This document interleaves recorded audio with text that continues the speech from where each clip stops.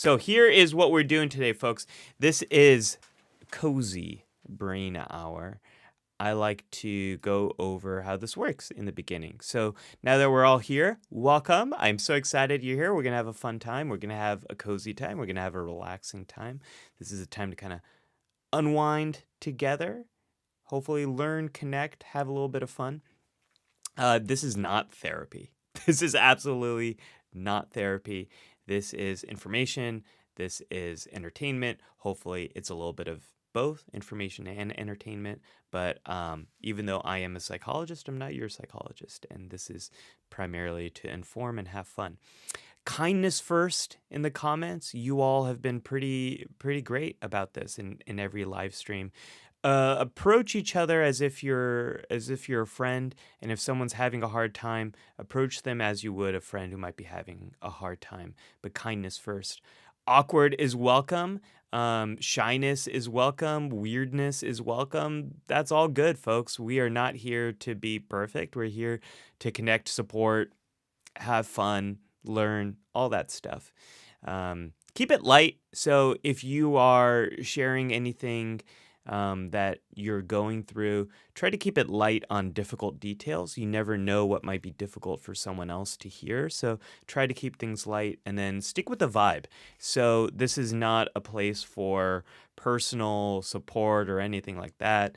We're going to have a theme. We're going to have different kind of topics. So stick with the vibe. No spamming allowed. If you spam or try to promote yourself or try to tell me how you can make amazing thumbnails for me, or if you keep posting the same message over and over again, stuff like that, you're going to be put in timeout or blocked. So please don't do that, folks. Kindness, kindness, kindness. Nicholas says, thank you for this quality content, Professor. I appreciate the kind comment, Nicholas. Thank you very much for that. All right, folks. So here's what we're doing today. We're going to have, this is going to be a fun one. I think they're all fun, but this is going to be a fun one. So if you haven't yet voted, I think most people have voted, but I've got this poll here. What storytelling game should we play? And so today's live stream is going to be a cozy brain hour focused on storytelling, on improv storytelling. I have 4 different storytelling games in front of me. So I have Sparks. This one is super popular, and it's inspired by the kind of questions and ideas that you might get when you're looking out at the stars. I had no idea we'd be talking about NASA and Interstellar at the top of this hour, but maybe that pulls me towards Sparks. So this is kind of about big questions, big ideas about who you are, your place in the universe, all that sort of stuff. So that is Sparks. Then I've got the Moth's storytelling game. The Moth, if you're not, the Moth makes some amazing content. If you haven't checked out their podcast, check it out. But these are true personal stories about everyday moments that everyone can really relate to. So this is the Moth's game. So they ask you questions that get really close to those real personal moments that we all have been through. This is the Moth's game. Questions for Humans. This is by I can't remember if it's by a psychologist or not, by Dr. John Deloney. And this is kind of a get to a deeper understanding of other people. It's meant to sort of fast track that understanding that you might have of someone else. So this is made by a healthcare professional. Questions for Humans. That's what that one is. And then this one is, I can't believe I did that. So this is about like awkward, out there, wild, weird things that you might be embarrassed or a little ashamed of that other people might not know about you. So these are those types of stories. So give me a vote here. What game should we play? We got Sparks. Sparks again about like questions that you might get looking at the stars, big questions. The Moth, like these personal storytelling moments. questions for humans, questions to really fast track your understanding of someone, and then I can't believe I did that. And here's what we do. We're going to play together. So if you want to participate, go for it. If you don't want to participate, that's fine too. But we're going to pull 2 cards, and then chat, you're going to pick which story are we going to do. And then once we have a story, we're going to have about 90 seconds where we're going to figure out what the heck we're going to say for that story. True stories. We're not just like making stuff up. That's the beauty of this, is these are true stories. And then I will tell it, and then chat, you can tell it too. You can just kind of type it in the chat, and then we'll vote to see who wins that round. There's no criteria. The points are meaningless, but we're going to see. We have a little friendly competition here. And that's how we're going to play our storytelling game. So if you haven't yet voted, vote in that. I think, whoa. 41, 39, 30. Oh my gosh. The Moth and Questions for Human just like totally tied. What happened? Something in my description really made things tied. This is very exciting. I am shocked that I can't believe I did that is not number 1. I saw this in the store and I was like, oh, chat is going to be all over this. I'm going to pick this up. They're going to totally want to see these questions. But no, chat, you surprised me. The Moth and Questions for Human, the most like human games, like the human moments. This is what you all are interested in. We're gonna need a tiebreaker vote here, and maybe that tiebreaker vote is gonna be me. I'm gonna give it one more minute to see if someone's gonna come in and break that tie. Shell says, I could definitely not make great thumbnails for you. It would not go so well. That's all okay. You know, Shell, I've got this theory right now. And I have a theory that, like, the brutalist movement of art is kind of making a comeback. And really, like, raw, intense, not what you would consider, like, pretty forms of thumbnails and art and all that sort of stuff. I think that's what's really resonating with people right now, is this raw, more less pretty, just kind of like, here you go, this is what is on my mind. I think that's kind of what's resonating with people. And so maybe you could make good thumbnails there.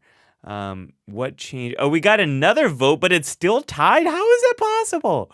How is that possible? 36-36, The Moth and Questions for Human. How is this? What's going on here, folks? We got a 38 Questions for Human. Okay. All right. I think we got a winner there. Well, I'll give you 30 seconds if you want to change your vote. Feel free to. Flora says, I'm in California, and I love California Space Center and the Griffin Observatory. I even had tears in my eyes when I saw Endeavor. Now it's closed because they're remodeling everything. Yeah, Flora, I am. I'm bummed I didn't get to go see the Endeavor before it closed, but they're gonna, because it was set up like right there. You could walk underneath it and everything. That looked phenomenal. I've seen the Enterprise at it used to be in New York City. No. The Enterprise. I saw the Enterprise when it was at the Smithsonian in D.C. at the Udvar Hazy facility out there in Maryland. And then the Enterprise was moved to New York because then the Smithsonian, I think it got Discovery. But I didn't get to see Endeavor in L.A. before it closed. But they're gonna reset it up to be positioned as a launch in the launch configuration. So it's going to look pretty awesome when that opens up as well. Jeremy, it's just after 6 p.m. in the UK, and I'm putting on my clothes. I'm putting clothes out indoors to dry. Awesome. Welcome, Jeremy. Good to see you here from the UK. My wife just came from London, and she had a real fantastic time. You know, she came back, and one of the first things she said was, what's interesting about London is so many people at 5 p.m., so many people were out and about and families just hanging out. And that doesn't happen in America. In America, in many parts of America, it's 5 p.m. People might still be working or in their very long commute home, maybe if we're lucky. Um, and then Faisal says, "How are you, Ollie? I'm doing pretty good. I'm doing pretty good. I'm doing pretty good today." All right, folks, I'm going to end the poll. Let's see where we're at. Boom. Questions for humans is number 1 right over there at 39%. The Moth was number 2 with 35%. Awesome. We got a clear enough winner. So we are going to be playing questions for humans, not questions for human, but humans, plural, more than one human. So this is a storytelling game made by Dr. John Deloney. Let me read out the description here on the back. Here. Questions for humans. These conversation starters will help you connect and have fun. No phones necessary. Dr. John Deloney is an author, speaker, and the host of the Dr. John Deloney Show. Cool. All right. Check out his show if you like this game. So here's how we're going to play, folks. This is completely voluntary. But that being said, I'd love to get some chat participation here. I'm going to shuffle these cards just so you see. I haven't played this game yet. I haven't played any of these games. I got the Moth one years ago because I thought it would help inspire some stories for me if I'm like stuck and if I'm kind of in a bit of a creative rut. And then I kind of forgot about it and I never used it. And then I started live streaming with you all and I thought, what would be fun? Let's do a storytelling game where we kind of get to know each other better, do some chill stuff. And one of the things that I think is just to prove I'm shuffling here. One of the things that I don't like when I do videos or I do public speaking, that stuff, one of the things I don't like is how I can default to like the same big stories in my head. And there's a lot of stories there. We're all story worthy. This is a concept from Matthew Dix in his book Story Worthy, which means we all in our daily life, we go through these moments, these small, very human moments that are worthy of being shared with other people. Because through that sharing, we not only better understand each other, but we better understand ourselves and we can better connect through story. It's the primary way in which we learn.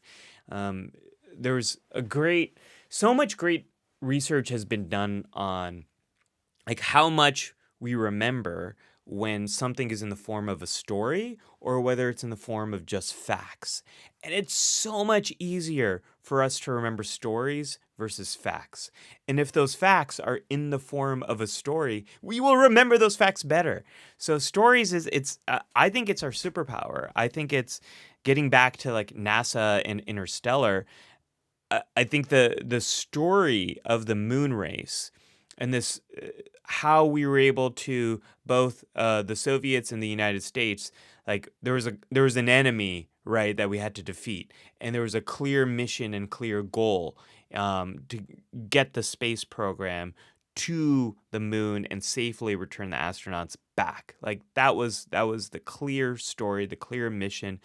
That story simplifies everything, and it gives you an emotional reason to do the work that you're doing. And I think our best leaders in the workplaces, in government, they're able to unite people around a common story. And I think the better you can do that, the more you are, the better you do any work that you're doing, right? Okay, so I did a lot of shuffling here. I think we're pretty well shuffled here, right? So I am gonna randomly pick 2 cards without looking. Here's card number 1. Let me pick card number 2. Here it is. Okay. All right, chat. I'm going to read these 2 cards, and then you all are going to pick which one we're going to do in this round. Okay? Card number 1. What's the best concert you've been to and why? What's the best concert you've been to and why? And then here, would you rather be able to meet your great-great-grandparents or your great-great-grandchildren and why? All right, so I'm going to make a new poll for us over here. Hopefully this is very easy and quick for me to do that. Let's start a poll. Which story should we do? Best concert or great? Who would you rather meet? All right. Let's start this poll. Hopefully this works. Boom! We got that poll. All right, folks. Which story should we do? Let's do it. Wow. Okay. We got the votes are coming in fast, and we got 5 votes, and I'm going for best concert and lead with 75%. And who would you rather meet is coming up in 20, and it's down to 20. No, it's back up to 29, and we got best concert and lead with 71. Going once, going twice, going sold. Best concert. Okay, no, it's changing. Why? I reacted too quick. 50, 10 votes, 11 votes, 55%. Who would you rather meet is in the lead. It's coming from behind. And we're tied again. Who would you rather meet is up by just 3, 6, 9. Oh no, it's changing. It's oh my gosh. Who would you rather meet is in 59th place. This is the comeback story of the year, folks. Going once, going twice. Get those votes in. Oh my gosh, it's just dumb. It's a bloodbath now. Who would you rather meet is totally in the lead with 61%. Oh my gosh, it's over, folks. It won. So our story here, this is more of a question rather than story, but okay, let's go with it here. We're gonna go with would you rather be able to meet your great-great-grandparents or your great-great-grandchildren? I'm gonna put this up. Let's see if this works. Can I put it up? That kind of works. I don't know. You can't read that. It's out of focus. But I'm gonna put this in the chat. Would you rather be able to meet your great-great-grandparents or your great-great-grandchildren? All right. So let's give each other just a little bit of time to think about an answer for this. Let me see. I can do this, folks. I can do this. Let's give each other just like a minute to think about or write your answer here. So for the chat, you're going to just type this into the chat. And if you need a few typing without looking, flexing on us. You know what, Nishel? I took a typing class in like 4th grade or something like that. It was like a requirement, and I'm so happy I took that class. It was like we all had to do it as a requirement, and we learned touch typing. There was like a fun touch typing game we played, and I'm so happy I have that skill. And Sylvia says, I'm not having any kids, so I guess there's only one option. And if that's the case for you, Sylvia, think about maybe instead of your great-great-grandchildren, maybe like someone in the family, like a descendant, a long-lost descendant of yours in the future. How can it be long lost if it's in the future? But like a future descendant that's in some way kind of related to your family. All right, so get your answers in there. I'm gonna put a 1-minute timer here while I kind of think about this. All right, so I am thinking. Let's see. Great.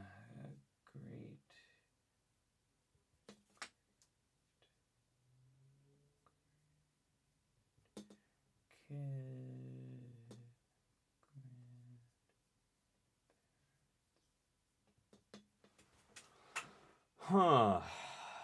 Gosh, this is actually not as easy as I thought it would be. Um,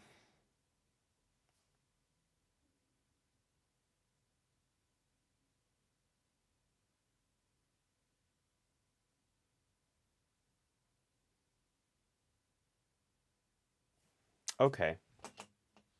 Okay. I think I have. All right. Well, time's up, so I have to have some kind of answer, right? All right. I it's this is really difficult to answer because I am trying to think of what conversation I would have with um, with my great great grandchildren. Is that the right number of greats? I dropped the card here. Yeah, would you rather be able to meet your great great grandparents or your great great grandchildren? So, I don't think we'll have much in common in either direction. I don't think I would have much of a common framework of even understanding the lives of my great great grandchildren.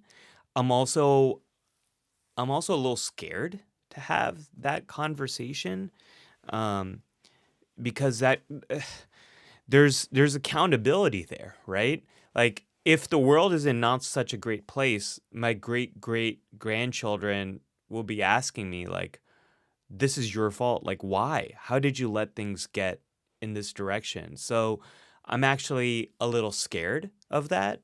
Um, I I also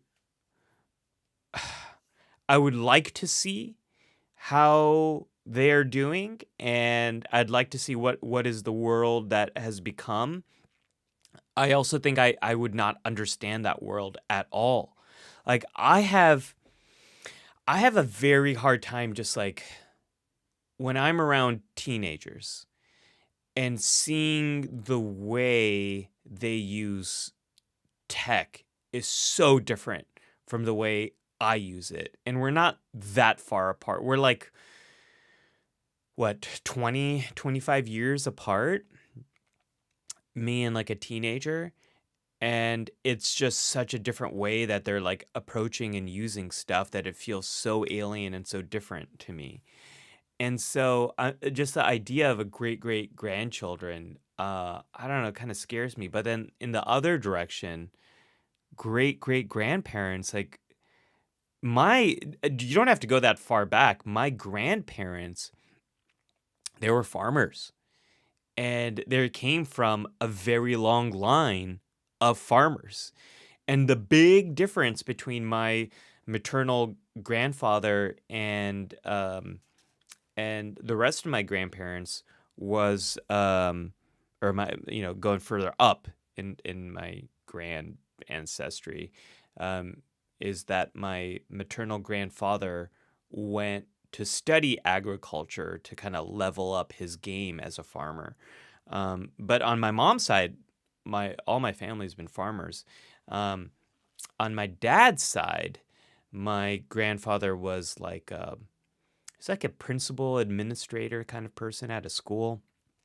He's a person everyone says I'm kind of like, but I don't really know much about my great great grandparents. Um, I don't think we'd have much in common at all. Of the two, I'm gonna pick my great great grandparents because I think I will have a easier time understanding their world because I know a little bit about history than I do understanding my great great grandchildren. But I also think like I don't think either of these is going to be a particularly fun experience. um all right, let's see what the chat has to say. That worked. I don't know if that was a great answer from my part. As I was answering it, I'm like, I don't know. Okay, Shell says great great grandchildren. I'd love to see how my kids and my kids' kids lived and raised their children. Yeah, I'm also a little scared of that, Shell, because there's like, okay, like, were my kids great parents? And if not, is that my fault? I don't know. Probably a little bit. Um, and then Amir says, Dr. Ali, your work has been tremendously helpful to my mental health and career path. Thanks for all you do. Oh, thank you, Amir. Good to have you here. And thank you for that kind, supportive comment. Um, Amir, if you're just joining us, we're doing a little storytelling conversation hour where we're like, we're playing this game, Questions for Humans, and we're seeing how people respond. Keenan says, definitely grandparents might show you how your parents and grandparents became who they were versus the children. You don't know who they will be or even if they exist. Yeah. So there's like that holding on to some like realism is what kind of draws me to the grandparent side. So Keenan, I'm with you. So we got 2 for grandparents. We got 1 for grandchildren. Flora says, great grandparents. It would be interesting because I'm mixed Brazilian Portuguese. My mother's side would be native Brazilian side, and my dad would be from Portugal. Yeah, thinking about that, the further back you go, the further distinct in regions my family is as well. And so that might be actually interesting. If I could meet both sides, I could see some of those differences. I didn't think about that, Keenan. Or I didn't think about that, Flora. I'm sorry. And then Allie says, grandchildren probably. Not sure I'd be able to effectively communicate with my grandparents, given that they for sure did not speak English. Though, who's to say my grandchildren might speak English? Yeah, maybe they speak like Martian. Like, who knows? We don't know. I think we have to assume that we're able to speak. Like, okay, assuming we have this time travel mechanism in place, let's get over that. Let's suspend our disbelief. If we can suspend our disbelief to believe that we can have this time travel, then I think we can suspend our disbelief to believe that we can. We've got like a universal translator. We can talk to them. And then Amir says, great grandchildren for sure. We're a little divided, chat. We're a little divided on this. Flora says, both sides are interesting to me. My father's side went to Brazil to help build the railroads in my time, and my mother's side would be living in a village in northeast of Brazil. Yeah, so Flora, for me, my mom's side was in, the region that's now known as Kashmir, and then my dad's side, like, they lived in the same village going back hundreds of years. That's where I get my last name, Matu, is the Matu village. It's this small, you're not going to find it on a map. It's this tiny little village, and that's kind of where we came from. And I think my mom's side would be a little bit more interesting to meet because my dad's side, I've met some of the people who have lived in that village, and that village hasn't changed much. So I got a better sense of what their life is like. But my mom's side of family, they fled out of Kashmir when the partition in India and Pakistan was happening, and they came down to the Punjab area. So like their side of the story I know less about. Heather says, great grandparents, especially my grandma's dad, moved here from Syria after leaving Lebanon in the 1900s. It's kind of interesting. There's like that era, like so much for our great grandparents, so much was happening during that time. So much history was happening in that time. So much upheaval and change and colonialism and all this stuff was happening.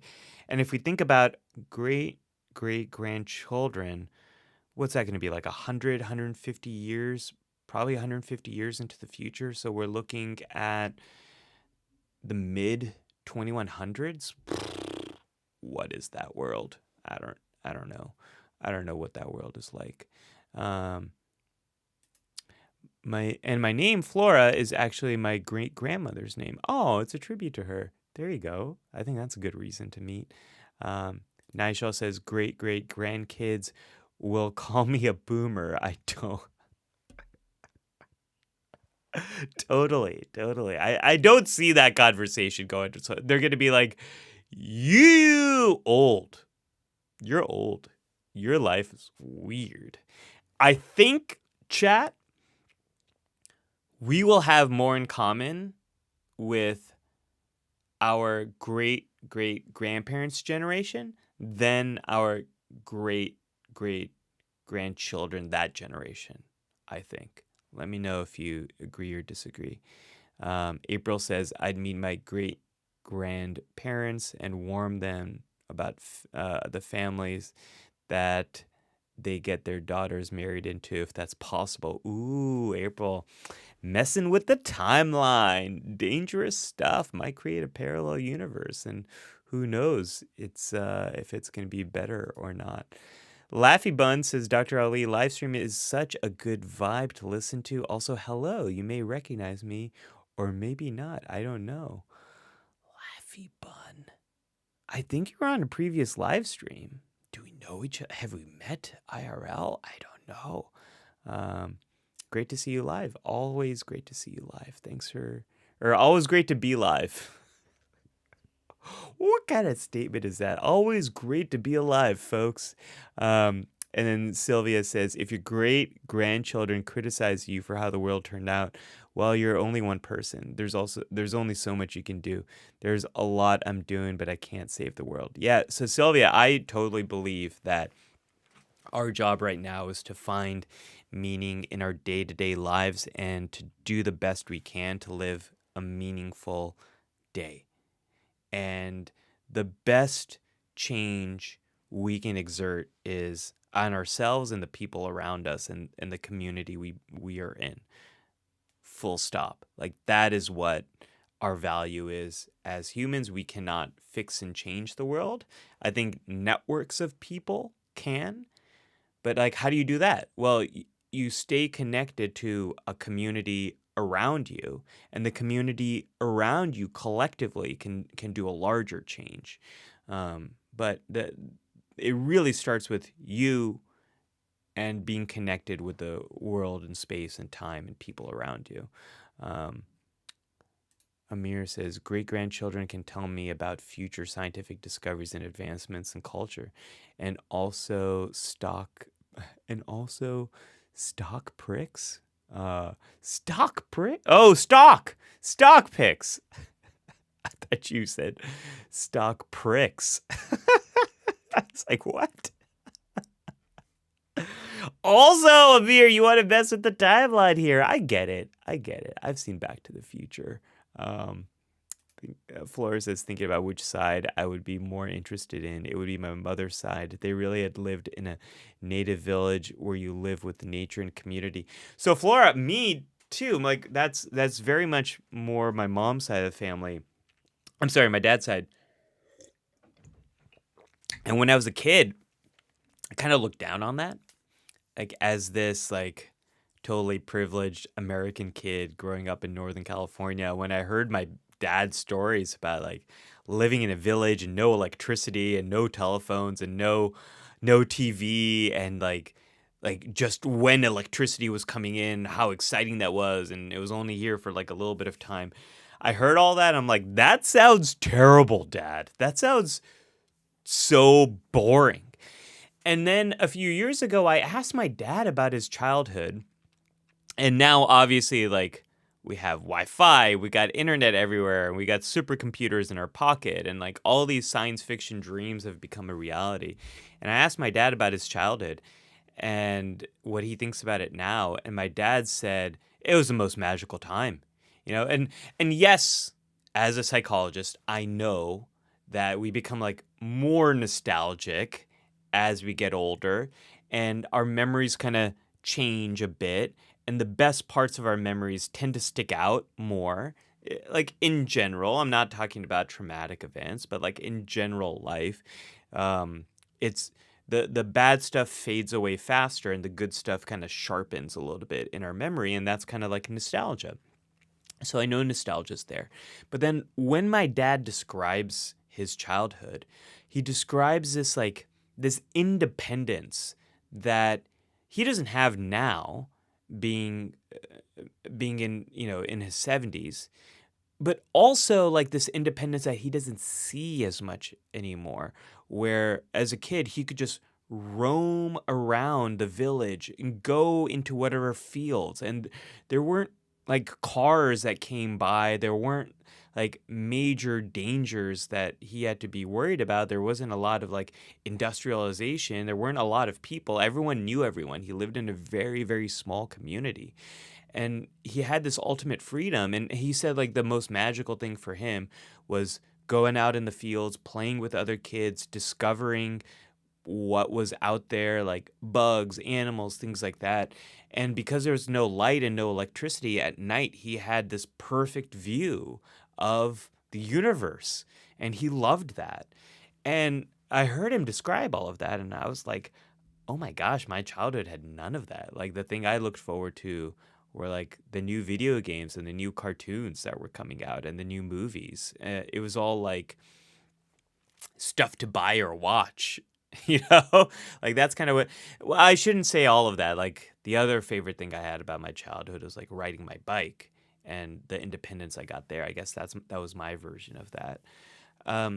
But as I heard his description, it sounded like that's more what we're wired for. We're wired for living in these small communities, having a lot of access to natural life and exploring that way. Like that sounds like more of what things were supposed to be. Dave says, "Love seeing love seeing you live again, Dr. Ali. Me being black, I would love to meet my great great grandparents and learn so much of my family history. It's so important." I think that is good to see you again, Dave. Glad you're here. I remember Dave from my old live stream with Dr. Trek, Life Support Live, the Star Trek live stream we did. So much of that history, like when I was growing up and going to school in America, like I did not see myself in any of American history, because my family immigrated here my dad immigrated here in the early 70s. He came here on a visa and then eventually became a naturalized citizen. And so I was born here, but my family history in America starts in the 1970s. And I didn't see that in any of the history books. And I think it's maybe a little bit different now. We'll see with my daughter and like learning about what history she learns. But what I didn't learn until much later, like until college and until I studied like Asian American history, I didn't really learn how much my dad's ability to immigrate here was tied to the civil rights movement and how the passage of the Civil Rights Act opened up a lot of opportunities for immigration and then led to a little bit of what's called the brain drain, where a lot of highly skilled immigrants came to the United States, but it also drained a lot of other countries of like some of their top talent. And so that was something I learned as an adult. And when I learned that, it was like, oh my gosh, there's this connection to who I am and to a major movement of American history. And that was really cool. That was really, really cool, because now suddenly I had a direct connection to the civil rights movement, which gave me a connection to the past. And it also gave me a connection to the future, because I feel like I have this debt. Why is this chat thing? Why? Let me get rid of that. Sorry, folks. I don't know. Boom. There we go. Okay. I feel like I have this. Why is the chat not updating here? Sorry, folks. Let me reload this. It looks stuck. Boom. That's so much better. That's so much better. Sorry, folks. I had no idea the chat was stuck like that. Damn you, technology. So I got this connection to the past, and then it gave me also a connection to the future, because now I feel like I have this debt and this obligation to make sure that there's other people have a similar opportunity that my family was given. So, Dave, I totally agree with you. That connection to history and place and time is so critical. Um, Flora says, I would have loved to live in nature like the natives did, because if I had to live that way, I would be a mess. Love my modern comforts. I think that's like the appeal of a lot of these reality TV shows is, like, can we survive if we're in that same context that our ancestors were in? Would we be able to make it? I think one of the coolest things that I learned back when I was at Columbia, I went to this Grand Rounds. Grand Rounds sounds so fancy. All it is like a talk that usually a visiting scientist or professor gives, and it happens like once a week. You go to these Grand Rounds. And I went to this Grand Rounds about reading and about how to help kids learn how to read. And one of the things that they talked about is our ability to speak is natural. You don't need to teach anyone how to speak. That if a kid is in a linguistically complicated environment, that they will naturally pick up the language of that environment. That we're wired to understand sounds, these small bits of sounds, these phonemes. We're wired to be able to recreate them. And just given being in that space, osmosis, we're just going to kind of pick it up and spit it out. But reading's not the same. Like our ability to read probably comes from our ability to visually see patterns. And so our ancestors who didn't read, they probably noticed patterns in the natural environment, whether those patterns were like the footsteps of predators, or those patterns were the way trees bend with the wind, which helps us to determine direction in a forest and how to get out of that forest. Like our brains are association machines, and we see patterns and we put those patterns together. And our ability to visually see patterns is probably behind our ability to read. But reading is something that is a deliberate act. You have to be deliberately taught how to read. And I think that's really interesting. And I wonder how I would do if I am removed from all these creature comforts and put into a forest and like asked to survive. Like, how well would I do? I think what's so cool about speech is you can pass down lessons from generation to generation. So I think our ancestors had the benefit of learning from previous generations. Don't eat that, it's poisonous. Don't go over there, there's an animal that'll probably eat you. This is a good hiding spot. This is a good spot to be safe when it's raining, and this is how you stay warm. And while I have all those abilities, those natural abilities, I don't have that knowledge that was probably passed down through generation and generation. So you put me in one of those places, I'm probably not going to do that well. I probably would need to watch a lot of YouTube videos on survival or ship, on naturalism or whatever it's called, to before I go in one of those places. Shell says, but see, I don't necessarily want to talk to my great-great-grandkids because I think we'll have things in common. I want to talk to them because of how different their world will be than mine. Yeah, I'm kind of scared of that. Oh my gosh. Harsh says, was just curious, are you Indian? Just came to my mind. Well, my family's from Pakistan, but my family's, half my family's from the Punjab area, the other half of my family's from the Kashmir area. So if you go further back in time, that's kind of where my family is from. If you go further back in time, we're all Indian, I guess. And Laffy Bun says, in every Healthy Gamer GG stream I can attend, and that's how I found your content. This is the first time I'm in a stream on your channel, though. Equally great vibe as HG. Love your content. Oh, yes! Yes.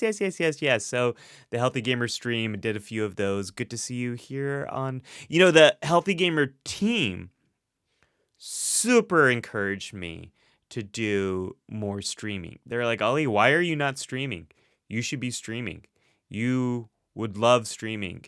And I was like, really, folks? And everyone there was like, yes, stream more. Go stream on your channel. Do it more. Let us know if you need help. We'll teach you some stuff. And so here I am. And then Vess says, dear old Dr. Lee, I will not be able to stay, but anyways, I only wanted to say hi. Good to see you again. I'm pretty sure you go by Vess. I'm pretty sure I'm remembering that correctly. But in case not, Vesislava, thanks for being here and good to say hi. Nathaniel, what's up, Nathaniel? Good to see you again. My great-grandfather and mother on my mom's side, he died when my grandfather was still young. They also lived in peril because of the forced migration of the 1930s, despite being citizens. Yeah. Gosh, when we think about that, it's pretty... The stuff our ancestors went through, and, some of us are going through similar... Our families might be going through similar things now, but... overall big picture, and I know this is not true for everyone, but big picture, the world is safer now than it was 50 years ago, 150 years ago. Kids were much more likely to die just a few decades ago than they are now. And a lot of the advancements there are because of medicine, because of preventative medicine, because of vaccines, because of our ability to cure lots of different diseases that just like wiped out people, wiped out kids. And I think one of the reasons why families used to be larger is because there was a pretty good guarantee that some of your kids would just die. They're not going to make it. So we're better at keeping young humans alive. We're also, in general, better at not killing each other. So the world is a bit safer now than it was before. And I think about my great-grandmother. So this is my dad's grandmother. I think I've shared this story somewhere on this channel, but in case you don't know, let me share it with you now. I only learned this story a few years ago, and I wish I knew this story when I was a kid. But my great-grandmother, she became a widow at a very young age. So she had two sons, my grandfather and my granduncle. They were very young, and my great-grandfather died, leaving my great-grandmother alone. Her name was Hassan Bibi. And so she was living in that village that I mentioned before, and this was leading up to the partition of India and Pakistan. And that village, there were a lot of Muslim people there were a lot of Hindu people there, and there was a lot of conflict brewing, and she did not feel safe in that village, and she felt like her life was in danger because she thought she thought she might be killed, and if she's killed and her sons are killed, then all that land in that family would be taken by the other people in the village. This type of violence and conflict that was really stroked by the British imperial regime, and leading up to the stupid way in which India and Pakistan were, and East Pakistan, now Bangladesh, were partitioned. This is all what was happening in that time. And so my great-grandmother feared for her life, disguised herself as a man, got on a horse, hid her children, and fled that village.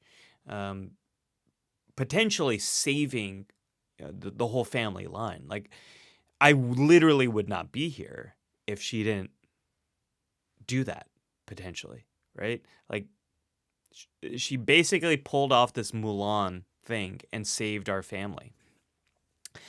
I wish I knew that story as a kid. And the only thing I knew about my grandmother, my great grandmother, is that this nose, this distinct Matu nose with this little curve and bump, what my dad calls the giant pakora that sits on her face, this big old Matu nose. The only thing I knew is that we got it from her, that she had this distinctive nose. And growing up, my dad, that was the only thing he really mentioned about Hassan Bibi, that, we got our nose from her. And I thought, like, my dad was saying this in, like, a negative way, that he was saying, like almost like she was a stain on this family, that she, like, disfigured us with this nose. And I was, growing up, I was super self-conscious about my nose, especially when I was going through puberty. Like, when you're going through puberty, it feels like parts of your body are growing at a different rate than other parts of your body, and you're just all out of proportion, and everything looks weird until you kind of settle in to who you're gonna be. I always felt like the very first part of my body that went through puberty was my nose. And my face was small and my nose, like, shot out, and I never really felt comfortable here. And it took me a long time, well into my 20s, until I started to feel, like, confident about who I am and proud of who I am. And then during COVID, when I was FaceTiming with my dad, we were just kind of talking about family at some point, and he told me this story. And I was like, Dad, why didn't you ever tell me this story before? The only thing you ever told me about my great-grandmother is that she gave us this big old nose. And my dad said it's because he was ashamed of this story. That to him, this story is incredibly sad because it's about our family being divided over religion to the point where my great-grandmother didn't feel safe in what was our home, the village of my great-grandfather. And to him, this story is about deep shame. It's about the partition. It's about trauma. It's about loss. And then he started crying and he told me how much. He said, "No, Beta, I don't look down upon your great-grandmother. I love her. She was my favorite person in the family. She always told me the best stories.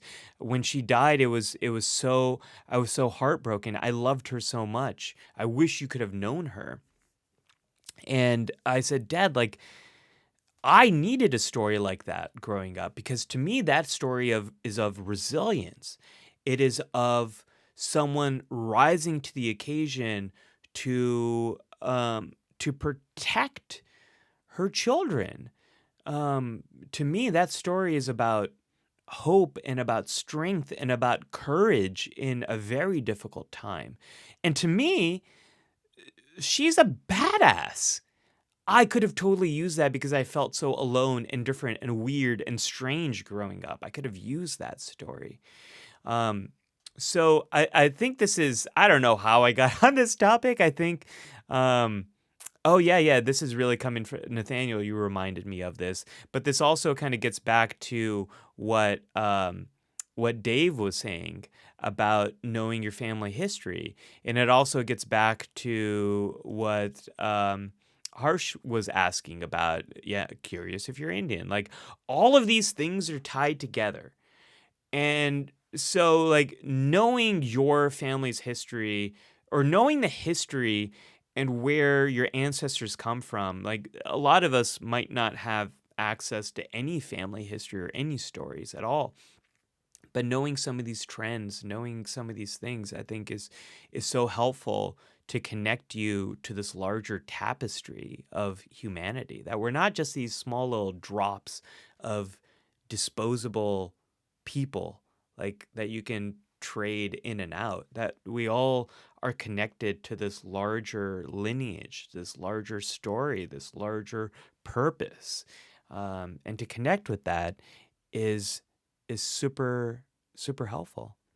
Um, Vandalay says, "Hey, Dr. Ali, any good tips for studying for psychological assessment? I'm a grad student. Practice, practice, practice, practice with roommates, practice with friends, practice on yourself, practice as much as you can so that when you are doing those assessments, that it doesn't feel like you're reading the instructions because all the rules of all the instructions, they get very complicated. Every test is so different. So you got to practice those over and over. And then write your little notes to yourself in those assessments so you can better remember. And then Ryan says, "I really love to see you on Dr. Mike's podcast sometime again in the future. I really loved that episode. Maybe next time in New York, I'll hit up Dr. Mike again and be like, yo, Dr. Mike, let's talk." Awesome team. Healthy Gamers team, awesome. Or Dr. Mike's team, awesome. Really loved collaborating with all of them. Harsh says, "Everyone here wants more live streams. They're coming. More are coming. I want to do them more than just once a week. It's gonna be good. We're gonna do a lot more live streams." And then Linda says, trying to catch up with the stream. We're going to be moving on to another story here in just a moment, Linda. And then Nathaniel says, "I can't help think of how many stories we lost because our ancestors were not as literate and we were too young and to still ask questions." Oh, man, Nathaniel, that one really hits right here. I met my grandparents on both sides of my family like 2 times in my life. I was a little kid. They were very old. They were already at that point very, they had slowed down a lot. They didn't really speak English. And so I have a very vague memory of their voices. Like I remember my maternal grandfather's voice, my maternal grandmother's voice. My paternal grandparents, I can't really remember what their voices sound like as much. But I can't tell you I have 0 stories from them to me. I wish now I could ask them, what were my parents like as kids? You know, when did they get into trouble? What what are what were their hopes and dreams? What were their fears as kids? Like those are the kind of questions I would really want to know because I think my grandparents are best positioned to tell me stories about my parents. Because my parents certainly are not. Like they totally have a biased view. Here's how biased we are. Like I was complaining to my cousin the other day about my son. My son is 3 years old. Boy, does this kid love Upies. Oh my gosh. My daughter, she was not a big Uppie. She was not an Uppie gal. She wanted to walk around and explore and run and do things herself. Fiercely independent as a young kid. She gets that from her mom. My daughter is really just, she's got my wife's operating system, just like new and improved. She's got the same personality as my wife. And that's why the two of them, they get on each other's nerves so much. And then they fight so much. And then they get to a point where they like laugh it off. And then they're super close again. And it's wild watching that happen. Because I feel like I'm watching like 2 clones like having this like weird intricate dance with each other. But my daughter was fiercely independent. My son always wants Uppies, like super connected with me. And it's super annoying sometimes because like my shoulder starts to hurt. Like, look, kid, I've given you an Uppie around the entire zoo all day long. Like, you need to go walk. And he won't take Uppies from my mom, from my wife, from his mom, from my wife, but he will want Uppies from me. So I was complaining to my cousin about this, my cousin who is like 15 years older than me. And she was like, well, you know where he gets that, right? And I'm like, what? What are you talking about? And she's like, you always wanted Uppies from your mom. You were always asking for uppies. Every time I saw you, you were being uppied by her. Like, that's all because of you, Ali. And I'm like, really? No, I'm a pretty independent kid. And then she's like, no, let me pull up some pictures. So she's like scanned in all these family photos, right? And she pulls up those pictures and like up until like age 8 or 9, every picture of me, I'm like I'm being held by my mom. And I was like, oh my God, you're right. And my complete memory of my childhood is completely biased. And I think I was this way and I was actually this way. Um, so, you know, I think elders are much better positioned to tell us some of these stories than we are. Laffy Bump says karma.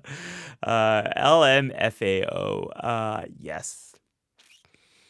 Goes around, comes around. And Flora says my personality is like my father's, but I look like my mom. And that's kind of like my daughter. My daughter's personality is 100% my wife's, but she looks very much like me. Laffy Bun says uppie equals piggyback ride. I wish, Laffy Bun, I wish I would much rather give a piggyback ride. That's actually what my daughter, whenever she wanted something, it was a piggyback ride, but it was very, very rare. Uppie is not a piggyback ride. The beauty of a piggyback ride is equal weight distribution on your shoulders. So it's not like one part of your body is being weighed down more than the other part. And uppie is being held like this on one side. At least that's my family's definition of an uppie. I think an uppie is just being held. Like if you go to Urban Dictionary, uppie will say like, oh, you're just being like picked up. But for my son, he wants to be picked up on this. He only wants this shoulder, not this shoulder. This shoulder, dead to him. This shoulder, super soothing, super relaxing. He loves this shoulder. So he wants to be held in this shoulder and he wants to be able to look out this way. And I feel, you know what I feel like? I feel like I'm a pirate ship and he's climbing the mast. So he's up top so he can get this good view of the world. I think that's probably why he likes it. I'm like 6'2", right? So when he's up here, he's able to see a lot of stuff.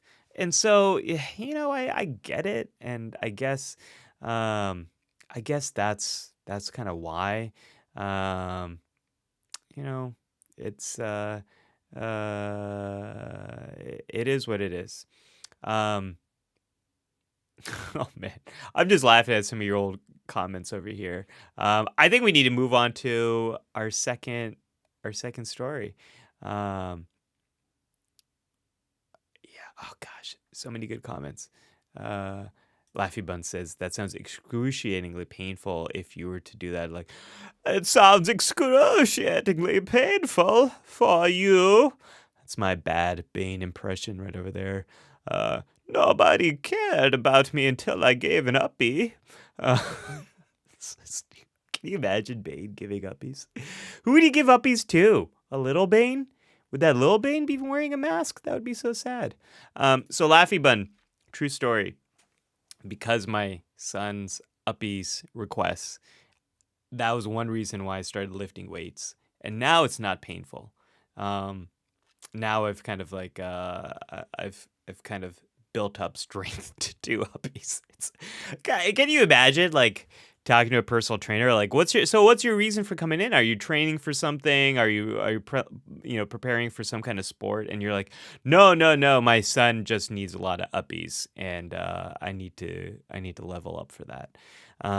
But when I did a assessment for getting started, my trainer was like, your body's all out of whack. Like these parts of your shoulders are super strong, but this shoulder is super weak. Like, I don't get it. What's been going on? And I was like, uppies, that's what's been going on. Sylvia, it was good to have you. That was fun. Glad I could join. I have to go for a few hours. See you later. You can watch. We're probably going to go on for a bit longer, so you can watch the rest of it when you come back.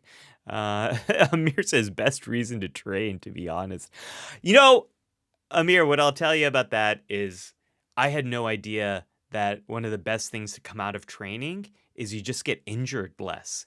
Like it used to be, like if I stepped on the sidewalk wrong, my knee might hurt the next day.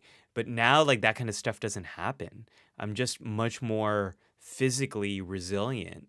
And this is something Dr. Mike and I talked about, I think on the podcast that we were on, that a little bit of acute stress is good for your health. Like that's how you build muscles, actually. All the lifting you do, all the pushing that you do, the real muscle gain is on those failure reps, right? When you try and you can't do it anymore, and that's when you're actually like breaking your muscles, and that's when you regrow muscle, and that's when your muscle comes back stronger, right? Because it's gone through the stress. I think similar is true of anxiety and of new experiences and of gaining independence. You have to get pushed outside of your comfort zone to a place where you have to learn and you have to grow and you have to struggle a little bit and you have to get help and you have to learn. That's where a lot of that growth happens. So I think physical health, mental wellness, physical wellness, all of these things are very much social health. All these things are very much tied together. And a little bit of acute stress is actually good. That's where the idea of resilience comes from. Resilience, people hear it. This term is thrown around so much that I feel like it's lost all meaning from what it actually means. But what resilience actually means. Do y'all know the story of resilience research? It's one of my favorite stories in mental health. And now you're going to hear it. You're going to hear it here, folks, or first, folks. So, resilience, this research kind of goes back to like the 60s and 70s, and psychologists started to get interested in what was going on in inner cities. And the belief was kids in suburbs are probably doing much better than kids in cities. More stress in cities, more violence in cities, more crime, less resources, less safer lives, all that sort of stuff, right? So all these psychologists went into cities, were doing comparison studies of suburbs, rural areas of cities, all that sort of stuff. And to their surprise, they found that not only were kids in cities doing as good in compared to like kids in suburbs, but many of them were actually doing better. And that's where this idea of resilience came from. It's an idea that comes from metal. Let me see if I have an example here. Gosh, I have so much plastic here. I must find some metal. All right, so we'll go with this. So this metal, there's a lot of metal in here.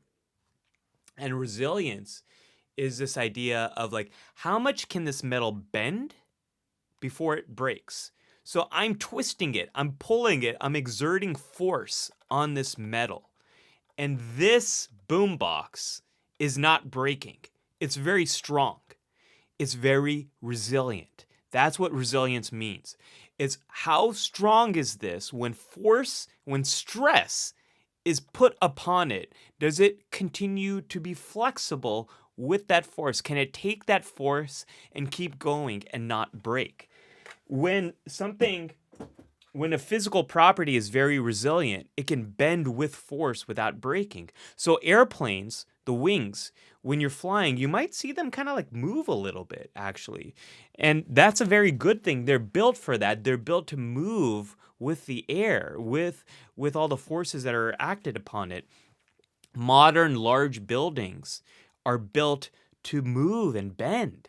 Old buildings, not so much. They were not very resilient, and any force that was put upon them, they would come down. But modern buildings are much more flexible. They bend, they move, all that sort of stuff, right?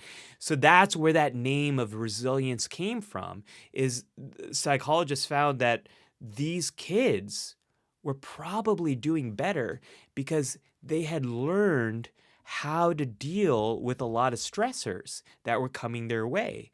And the goal is not to live a stress-free life.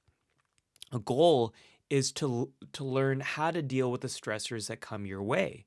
And if someone has never had exposure to difficult experiences, and I'm not talking about traumatic experiences, I'm talking about everyday life stressors. If you haven't had exposures to that, you don't know how to deal with that kind of stuff, and you're less resilient in the future. The more force is put upon you, the more stress is put upon you, you're not going to know how to deal with it. That's where the idea of resilience came from. And my favorite study on this is called Ordinary Magic. And what the authors of that study talk about is the 7 ordinary things that happen in daily life that help kids to be more resilient. And one of my favorite factors in those 7 factors, there's a bunch of stuff like being able to talk about your emotions. That's like one. Of obviously like food and shelter. That's like 2. Like those are other factors. But my favorite one that I tell parents of teenagers all the time: having an adult who is not your parents, who you feel comfortable talking to. That is one of those core factors in resilience. And why might that be? Well, when you're a teenager especially, having to go to your parents is not something you want to do. But you need advice, you need help, you want to talk to other people. So you need an uncle, an aunt, a coach, a teacher, a religious leader, a neighbor, some kind of adult who is not your parent that you can go to and talk to. And this isn't just true of teenagers, but it's true of kids too. My daughter was secretly doing something at school that she should not have been doing, and she was getting away with. She hadn't got into trouble yet. And she ended up talking to her after-school teachers about it. And her after-school teachers gave her advice, and they said, I really think you should probably talk to your parents about it. I don't think your parents are going to react badly, and I think they'll actually help you through it, which we did. She eventually told us, and we're like, oh, okay, I can see how this happened. Let's think about how we work through this. And that's kind of the role of these other adults in your life. And you don't need a bunch of them. You just need one. You need one other grown-up in your life that you trust, that you can go to, who's not your parents, to help you navigate this stuff. I really wish people knew like a lot of this resilience stuff, because so much of the resilience conversation comes about like pulling yourself up by your own bootstraps, like equipping yourself with all these skills, like breathing skills and social skills and productivity apps. And I need to watch more Ali Abdaal stuff to like level up my productivity. And I need to watch more of like this stuff. And I need to find the right tool. And like, I'm going to be so resilient. I'm going to optimize all my resilience. And like, no one talks about how so much of this is just being able to ask for help.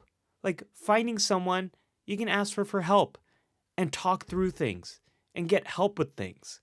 And I absolutely hate that about all this productivity, resilience, growth mindset stuff. Yeah, growth mindset is great. And it so has like been taken over by culture as this idea that you just believe that setbacks mean growth and you're going to be fine. And again, like what we fail to talk about is the social, communal support. Like none of this stuff can happen without that social communal support. Yeah, Laffy Bun says resilience is not about damage reduction. It's about turning damage into a buff that is used by disabling the ego. Whoa. Um, I'm gonna have to. That is like a comment that I can't unpack live because that'll take so much thinking for me.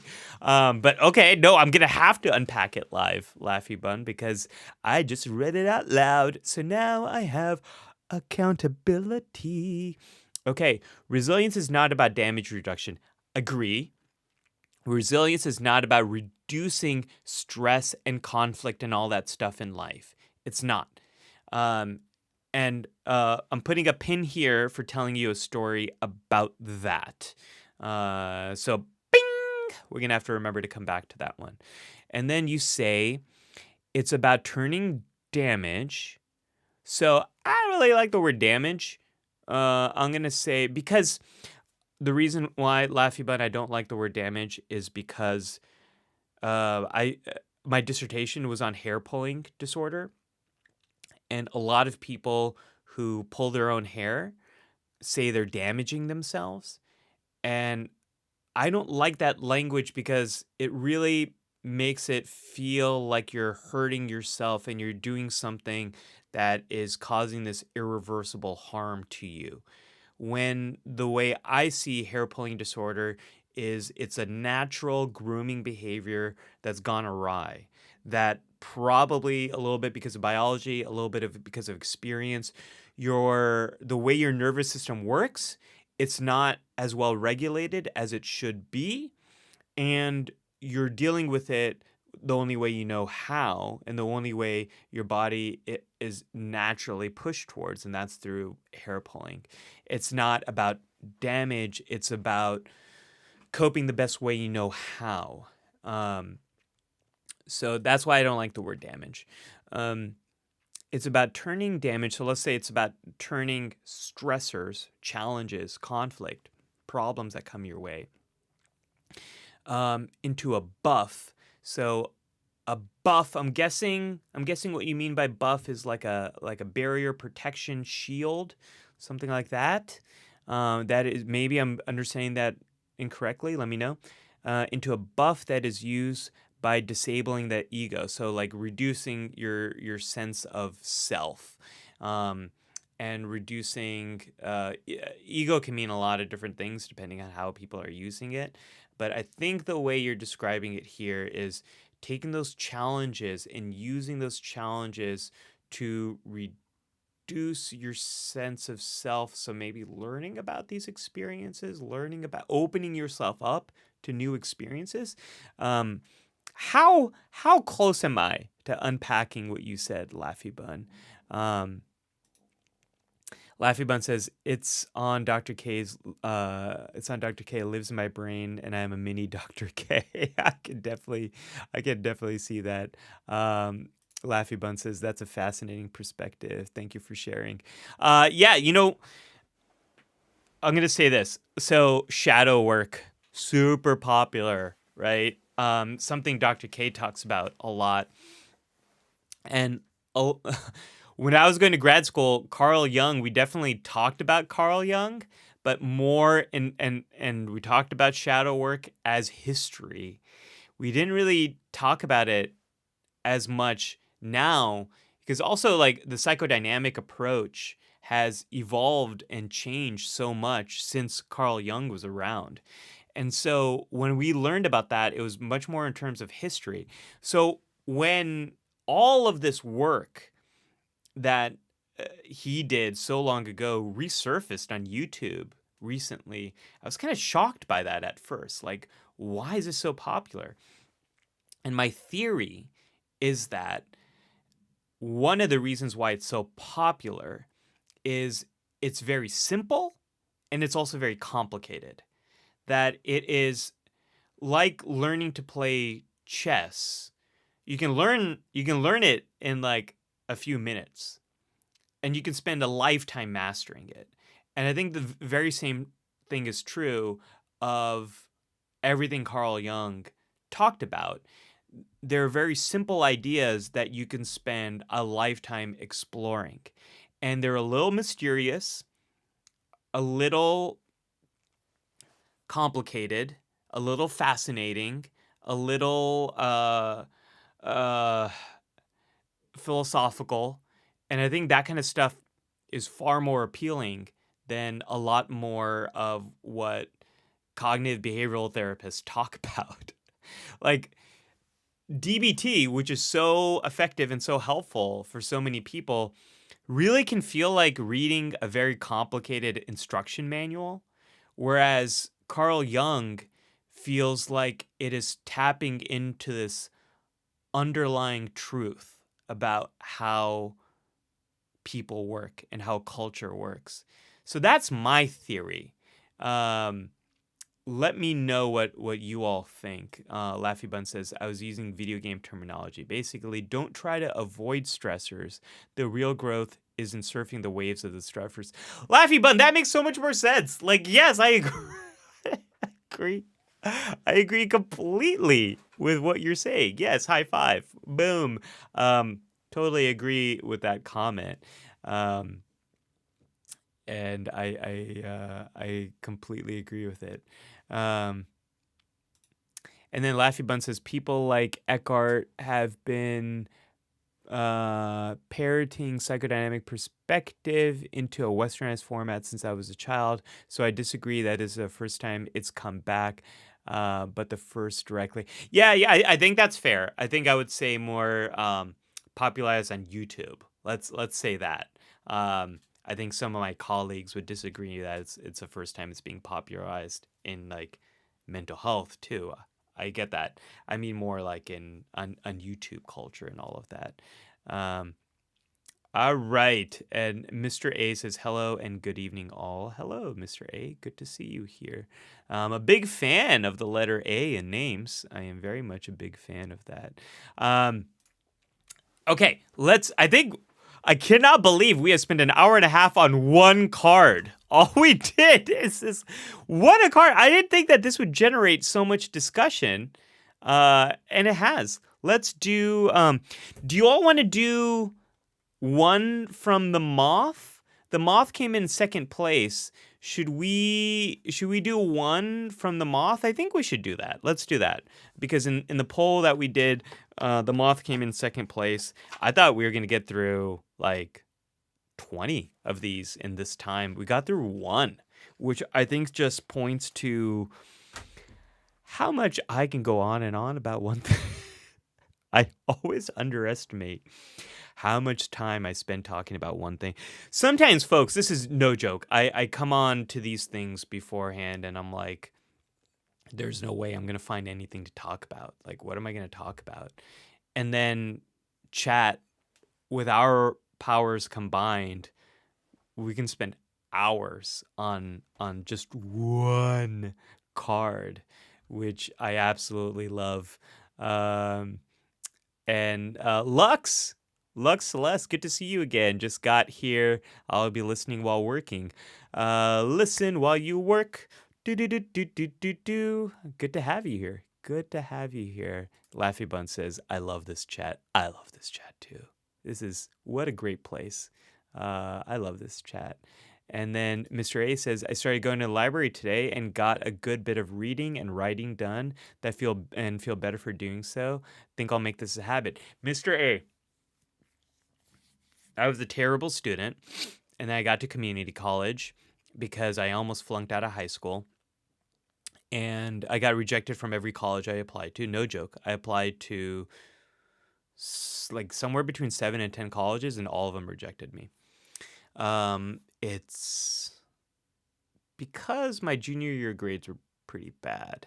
But that's a whole nother story.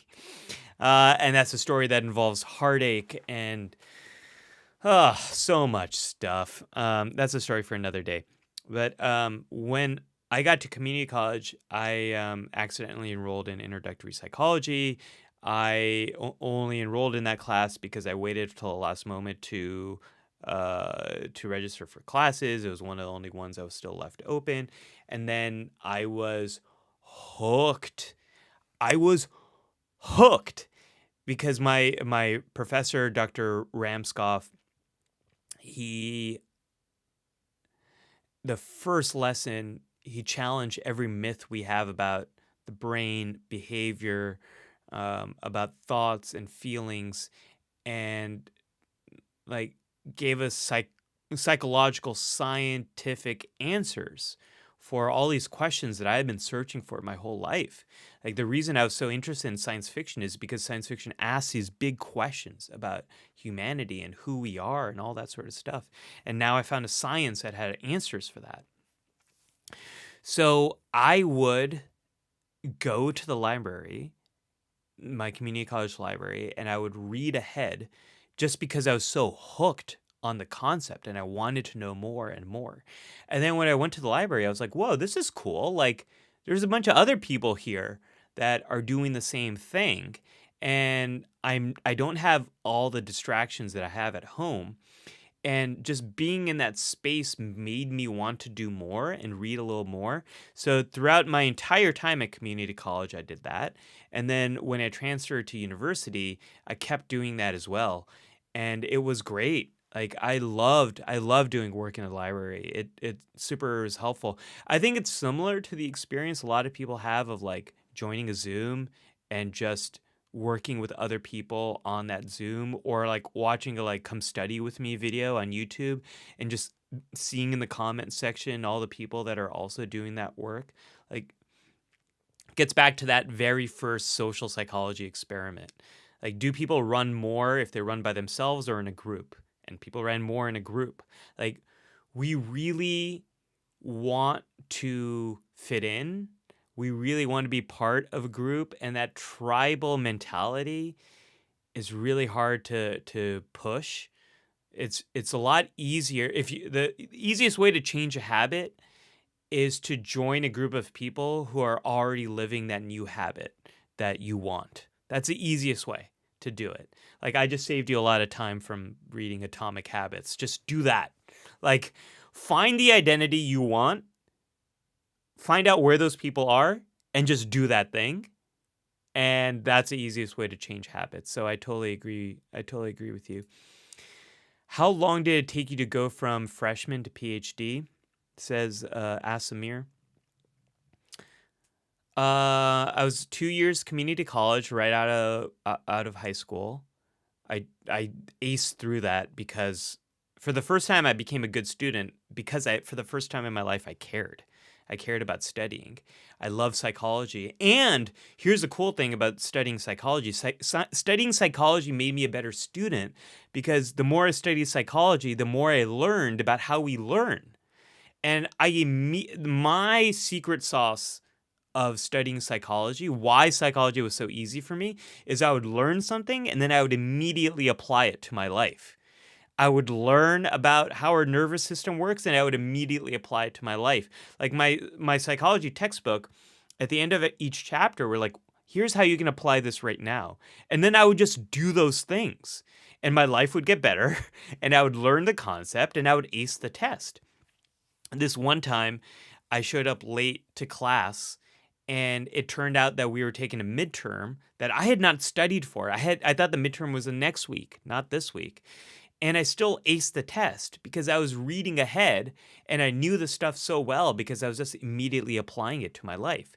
So suddenly learning in classes became easier and I had motivation for the first time in my life. So I breezed through community college, transferred to university, spent 2 years, got my bachelor's degree. So that's 4 years for undergraduate.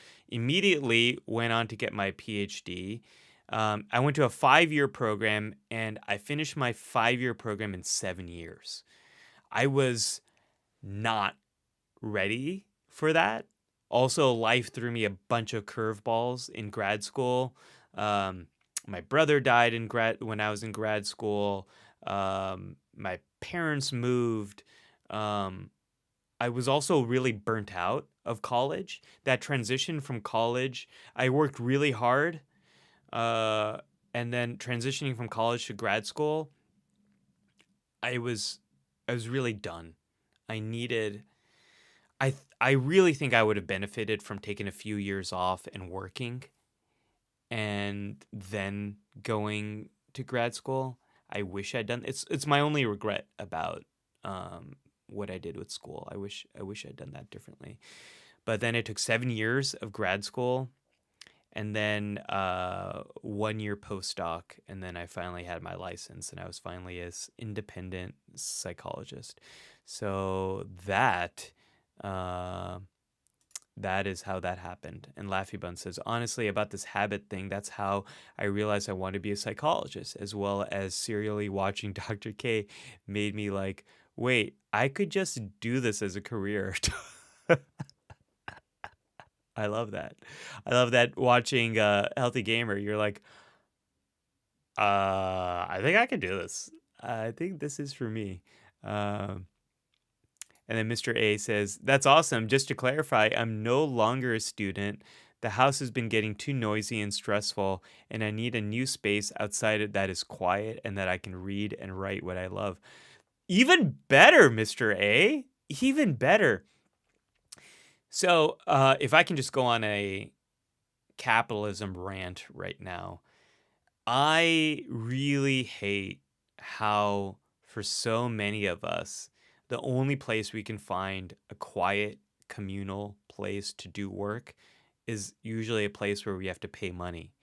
Like, for most of us, that might mean like a coffee shop is the closest place to where we can go and sit and be. But restrooms are for customers only. You have to buy something to work there. Or yeah, sure, you can go to a WeWork if you have something like that. If you have a co-working space, that costs money. That actually costs a lot more money than a coffee or a tea. So I kind of hate that. And there are libraries. Like I'm so excited that people are rediscovering what a library is and what a library has to offer. And at the same time, many places in our country, libraries are understaffed. They don't have the hours that really work for a lot of people. So if you can, go support your local library, go spend some time there, go see what they've got. They've got so much stuff, so much good stuff. You also probably don't need to buy the books that you're buying because many of them are just at the library. I'm a big fan of drinking coffee. I'm drinking that. But I'm a big fan of buying books and not finishing books. I'm a big proponent of this. I'm gonna dunk on I was gonna say Dr. Ali. That's me. I was gonna dunk on Ali Abdul again one more. I love it. I love Ali Abdul. Like, I would love to make something with him one day to have like Ali versus Ali. But I think a lot of that, like, optimize productivity. Here's how I read 500 books in one day. I think a lot of that culture, it really grinds my gear. And it's not him. He's not a part of the productivity hustle culture. Maybe just a little bit. But the idea that you need to get through all this stuff in order to be productive, I think is kind of a little bit of hogwash. I'm a big fan of like trying books, and if they don't resonate with you, stop reading them. You don't need to finish them. And by the way, most books are read, especially nonfiction books that are trying to teach you something. They are I can tell you this as like someone who's learned this from the publishing industry themselves.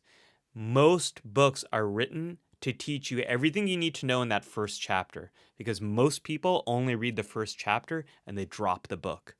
So authors, I was speaking to this best-selling author. He's written 3 bestsellers, New York Times bestsellers, and I was asking him for advice. And he said, put all the good stuff in the first chapter. Teach your reader everything they need to know right at the beginning, because most of them will not read the rest. And that's totally okay. Like, if a book doesn't captivate you, drop it. Get rid of it. Life is too short to feel guilty for not finishing a book you never wanted to read. It's kind of like watching a YouTube video. How many times do you start a YouTube video and you're like, nah, not for me? Like, that is totally fine. That is totally healthy. Keep going. You don't need to read the whole thing. Let's like normalize all that stuff. It's totally okay. Amir says, I just go to Whole Foods to study. They don't require you to buy anything. So like cafe, does your Whole Foods have a cafe section? I don't think my local one, there's a tiny my local, I have like a mini one nearby. It doesn't have all that stuff. It's really small. Maybe yours is better. Meme Machine is back. I always feel like when I see Meme Machine, I have to go Meme Machine because it's such a good name. Good to see you there. Good to see you, Meme Machine. Uh, and Lux says, I love working in coffee shops. I do too. I just hate this pressure to like spend money when I just want to be outside and not work and not spend time in my home. Mr. A says, less ruminating, more doing has been doing wonders for me. I still get suddenly strong existential thoughts and anxieties sometimes when I'm trying to sleep, but a lot easier for it to pass now. That's awesome. I love that you're on that path. Sleep is harder, but like finding ways to do super soothing, focusing stuff at night or doing stuff that kind of brings you down. That's going to be a big part of that evening time. Meme Machine, let's go. Yeah. Love it. Okay. In celebration of Meme Machine being here, let's move forward here. So we're doing a storytelling game. We got through one card for questions for humans. Because the Moth came in second place with just a few points, let's do at least one question from the Moth, and then we'll do one more from Question for Humans. Okay. Look how pretty this is, guys. Oh my gosh, chat, check it out. It also smells really good too. I love how beautiful. Okay, comparing all of these games, this looks a little cheap. A little cheap. This looks luxe. Like, oh my gosh, this looks like it has like Dubai chocolate inside or something like that. This looks very fancy. And then Sparks looks okay. It looks better at Questions for Humans, and I can't believe I did that. It looks a little okay too, but the Moth. Oh my gosh, don't you see this? And then look, you open it up. Look how pretty it is. Look at that beautiful kind of burgundy red color. Oh my gosh. It's so pretty. It's got even the instructions are just so pretty. And look, the cards. The cards look so pretty too. I love this. I love this game. Oh gosh. Okay. Oh, speaking of games, we were supposed to award points to who won. Did Dr. Ali or the chat win that first round? I think we got to go with the chat. 100% chat takes the points. I'm going to award you 1,000 points for that one. Because I think everything you all shared sparked such a larger conversation about family and history and connection and community and all that sort of stuff. So nicely done. Nicely done, chat. Yeah, right? Isn't this set just exquisite? And folks, you can't smell it, but it smells so good. This smells like... It doesn't smell like a Moth story hour, because the Moth story hours are usually not in like grand places. This smells like... Oh man. You know what this smells like? It smells like a brand new video game I purchased in the 90s. Like a computer game. They came in these giant boxes. They'd be wrapped in plastic. You open it up, and it's that smell of like that plasticky cardboard slick packaging inside, and like the manual for like the install guide and all that sort of stuff. That's what it smells like, and it just took me back to like my brother and I, when we bought a new video game, we would open it up. We'd buy it from this store called Fry's Electronics that was also notorious for taking anyone's return and just putting more shrink wrap on and then putting it back on the shelf. So what my brother and I would do is we'd open it and smell it. And if it had the smell, we knew it was brand new. And if it didn't, we knew it was probably a returned good, a refurbished good is what Fry's Electronics would call it, and so that's when we would return it. So that is where my memory goes. Okay, folks, I bought this years ago. I opened it like last night. 2 sets of cards here for our storytelling game. I'm gonna randomly here's let me get a bigger stack. I took a small stack here. There's these 2 piles. I'm gonna take a big stack. I'm trying very hard. Okay. We got our first stack here. I am shuffling. It's very hard to shuffle and live stream at the first time. Talk up here getting his Mr. QVC on. How many payments of $9.99 can we purchase for this Moth game? Keaton, this Moth game can be yours for the low price of, I don't know, like $10. I think this was like I want to say it was under $20. But yeah, this game was pretty awesome. Well, it's not pretty awesome. I'm opening it up for the first time, but it looks good. Let's see if it's awesome. All right, I am shuffling. Shuffle. All right, I'm going to pick one card from this. Let's go right here. We got that card. I'm going to read it in just a moment. Now, I'm going to take a bunch from the other pile right over here, right next to it. Take this pile, get this out. This is just totally captivating content, isn't it? Who doesn't want to watch Dr. Ali shuffle a deck of storytelling cards? This is the good content you're here for. All right. And let's pick a card from here. All right. So, chat, once again, you decide which one we're going to do. I'm going to put up a vote here in just one moment. All right. So there's 2 sides. One side has like the general story direction, and the other side has some some questions that might jog your stories. All right. First one, busted. Prepare a story where you were caught red-handed by your parents, your boss, or the security camera. Tell us about being sent up the river to the principal's office or into the apology zone. Or share your Sherlock work, the stakeouts, ahas, and hard-boiled detectiving that brought the perp to justice. Okay. So some of the questions that might jog a story. Tell us a time about you were caught red-handed, a time you cracked the case, a time justice was served, a time karma kicked in. Ooh, okay. I'm a little nervous about these stories that I might share for being busted. And the other one is tests.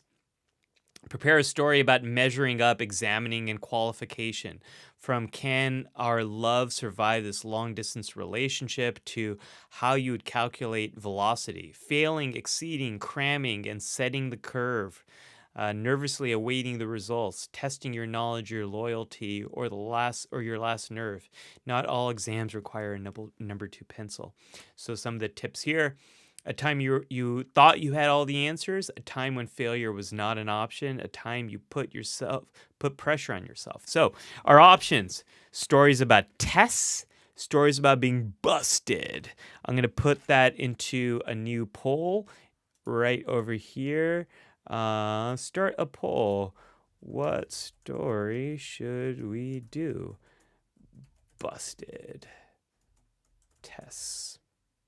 All right. I am starting that poll here. Boom.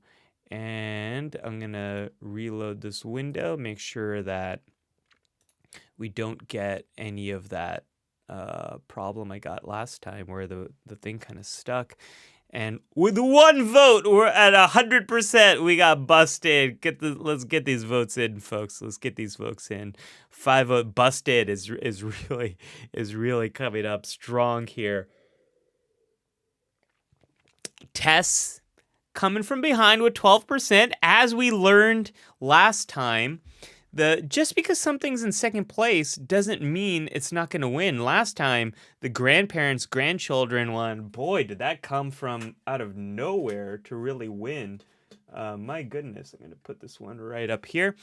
And yeah, obviously, great job, Ali. Yeah, put that where it's totally out of focus and no one is going to see it. That's very helpful for everyone. Oh my gosh. Oh my goodness. Okay, while the votes are coming in, I'm going to answer this question. Vishnu says, Sir, I've got one question. I see nowadays lots of YouTube channels say that nowadays in the US, for some states, is not required. People from other countries like India can just apply. It's true. Just curious.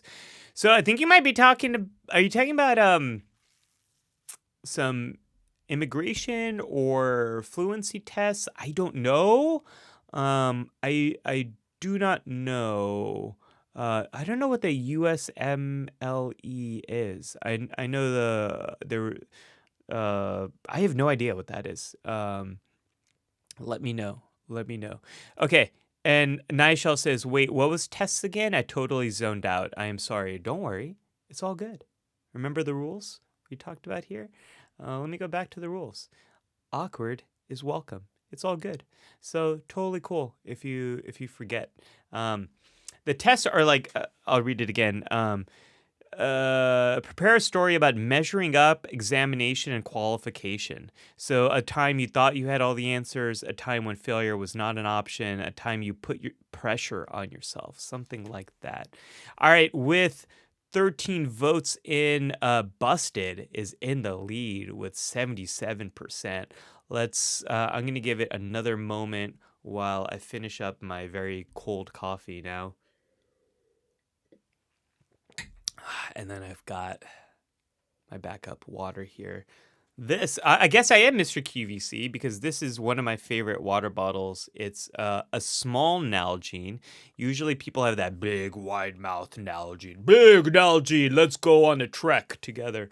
This is a little tiny one, and I love it because the mouth is not super big. It's super cute, and it's from my favorite movie theater, the Alamo Drafthouse. I love that place. I miss that place all the time. I used to go to that place all the time when I lived in New York. There is one near me in San Francisco, but it's not as near me as the Brooklyn one was. So, and I got some great local California water right here. Oh, so good. Love that California water. Sorry to the SoCal folks, but our water tastes a lot better. You know why? Because your water is shipped hundreds of miles away, mostly from us. So it tastes better closer to the source. All right, I think we can end this poll. It is pretty clear that Busted is the winner of this poll. Busted is what we are going to do. We are going to do a story on Busted, folks. So here's how this is going to work. I'm going to put up that timer again, and we're going to take just a moment to think about a story to share. Let me see if I can get my timer up. So I'm going to read the instructions again. And during this time, you in the chat, share your story in the chat. And then I'm going to figure out what the heck story I'm going to share with you all. So I'll read the instructions again, and then I'm going to put on the instructions. Oh, I should probably just type out the instructions like I did before. All right, so Busted. Prepare a story where you were caught red-handed by someone. Tell us about what happened, or share your story of how you figured it out or brought justice. Okay, that is a story. I just put it in the comments. It is coming up for you right here. Let me move it up just a little bit like that. And I am going to start this timer. And go ahead, and during this time, you can share your story about being busted in the comments while I try to figure out what story I'm going to share. Um, oh man, this is really. There are 3 stories that I am thinking about. Okay, I'm gonna write it up here. So I am thinking.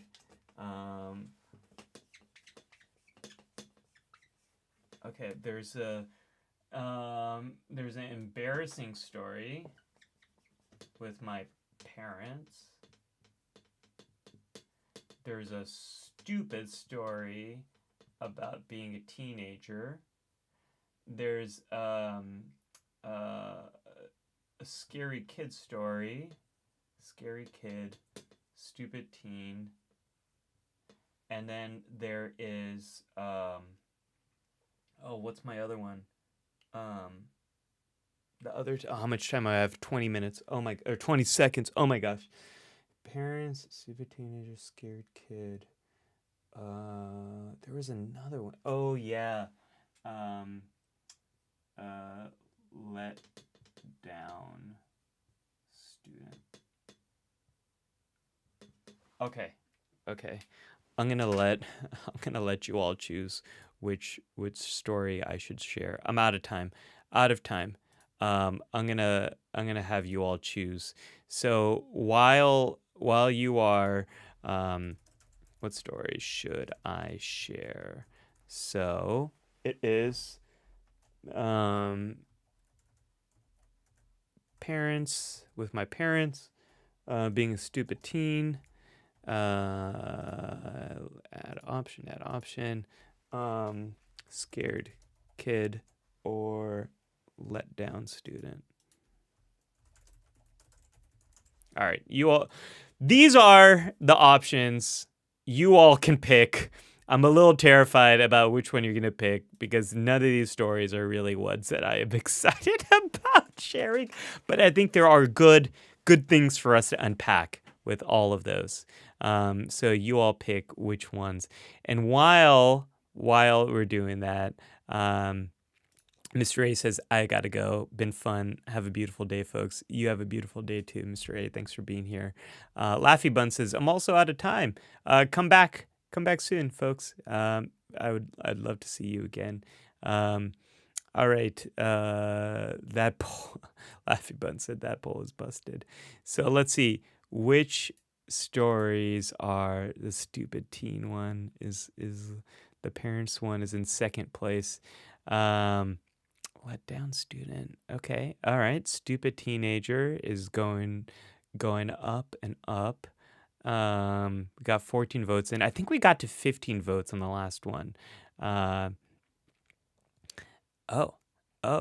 Laffy Bun says, no, I'm not out of time on the stream. We're out of time on the prep. Yeah. Totally. That's right. Out of time on the prompt. Absolutely. All right, folks. Let's see. Can we get to 15 votes? One more vote, and then I'm going to close this poll. One more deciding vote. I can't do the math right now, but I wonder if one vote would even make a difference, if it would change things.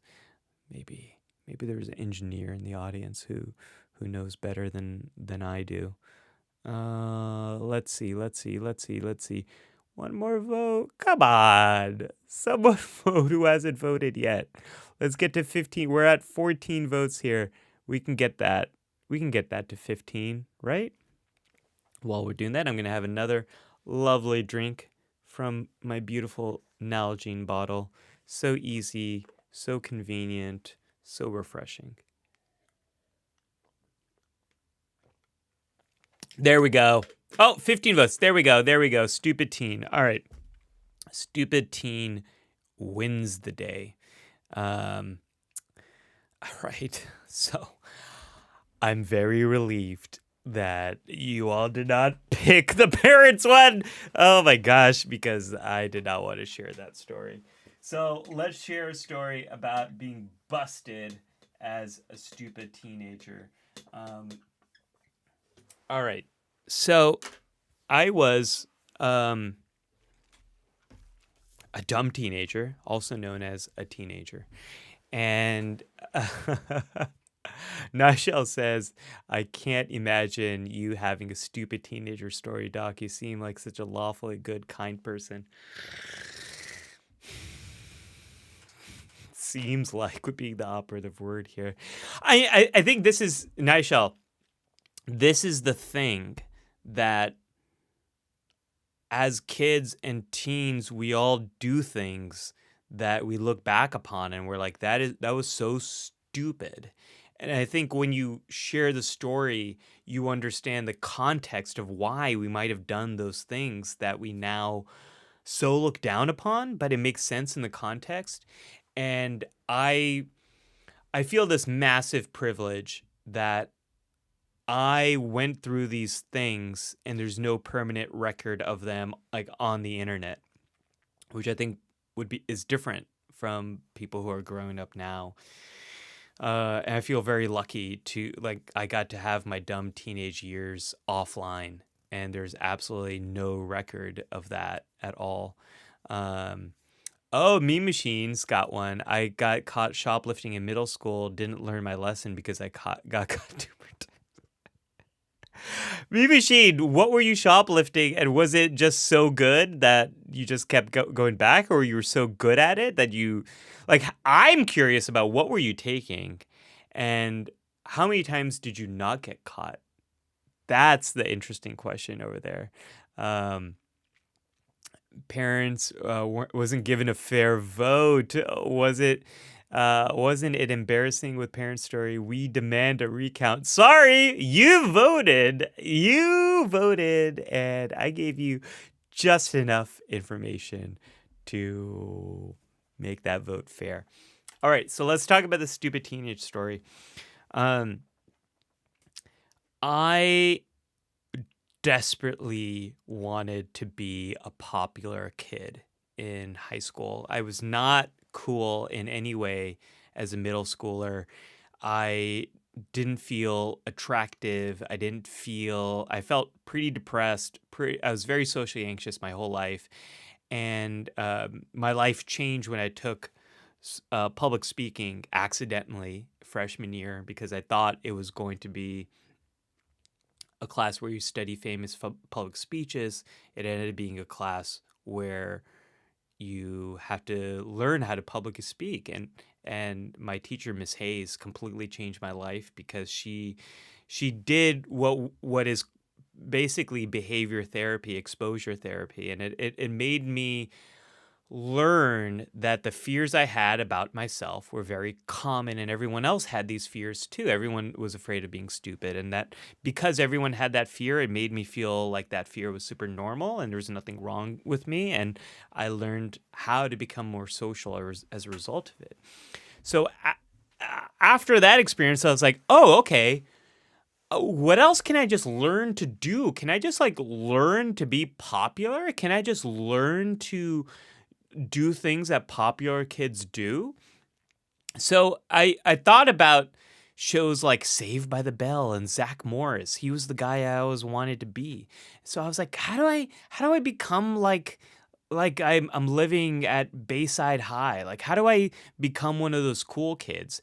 And so then I thought, okay, well, cool kids do sports. And so I signed up to do wrestling. And folks, I was pretty terrible at it. I also did speech and debate and mock trial. I was much more one of those kids. I was much more a forensic kid than I was a athlete kid. But I still did wrestling, and I got to be okay at it. I was never great at it, but I got to be okay at it. So I got the sports stuff, and the other thing that I wanted was a cool car. And so I was able, probably because I did speech and debate, I was able to convince my dad to buy me a very old, relatively affordable Porsche 944. Now, if you're a car person, you might recognize the Porsche 944 as it was kind of the budget Porsche when it came out. And it wasn't actually like made by Porsche. I think it was made by, I don't know if it was Volkswagen or something like that, but it was branded as Porsche and it was fast. Doesn't matter. We bought this car. We got this car at a very affordable deal.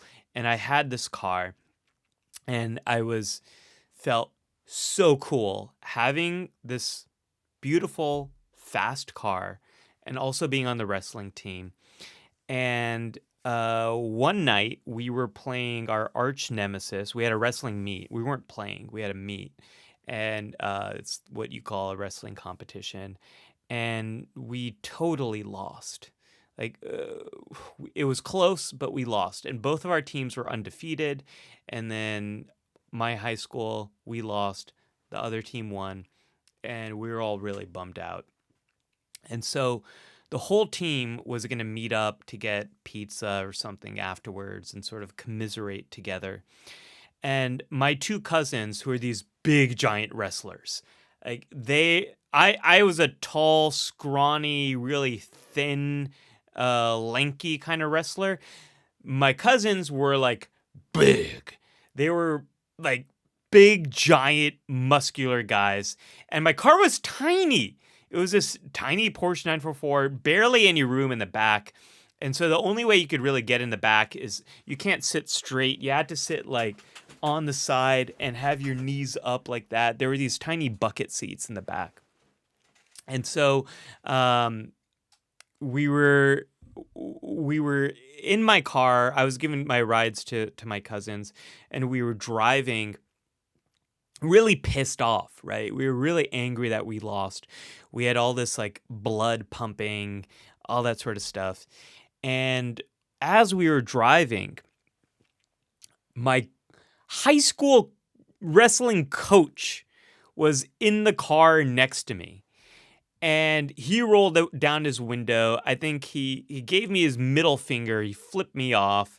And then he like sped off. And he had a bunch of people in his car, right? And so then I got pissed. I got mad. And I started going faster too.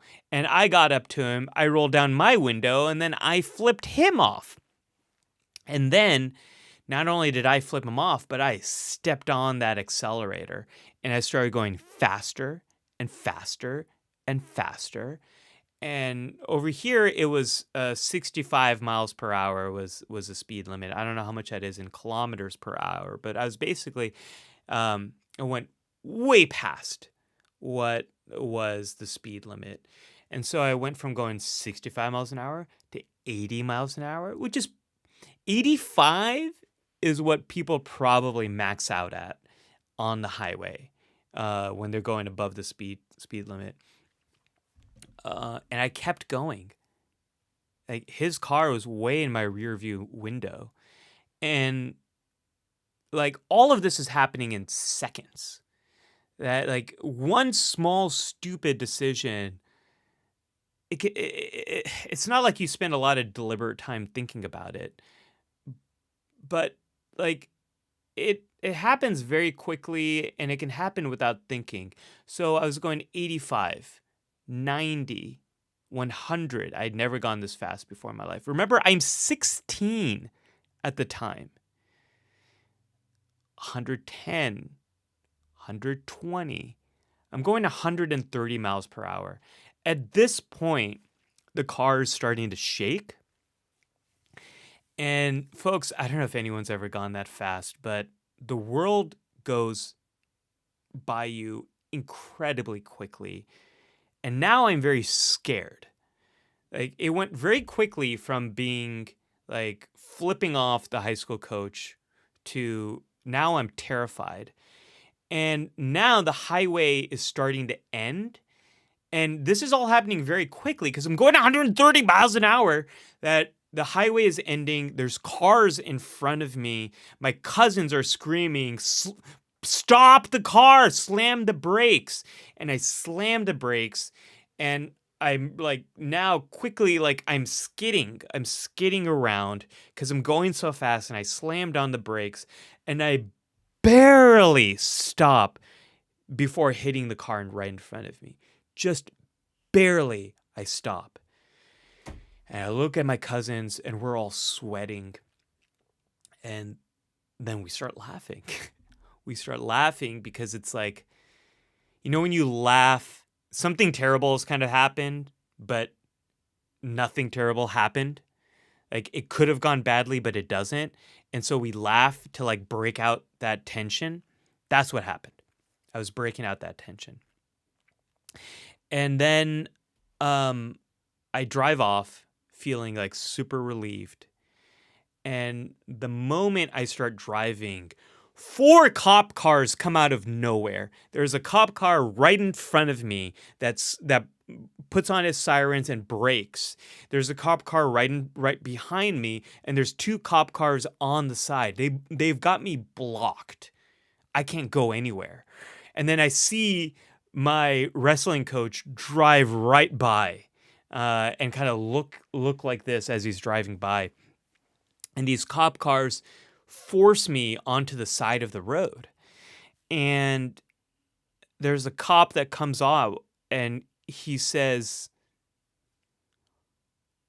"What the hell were you doing?" And I say,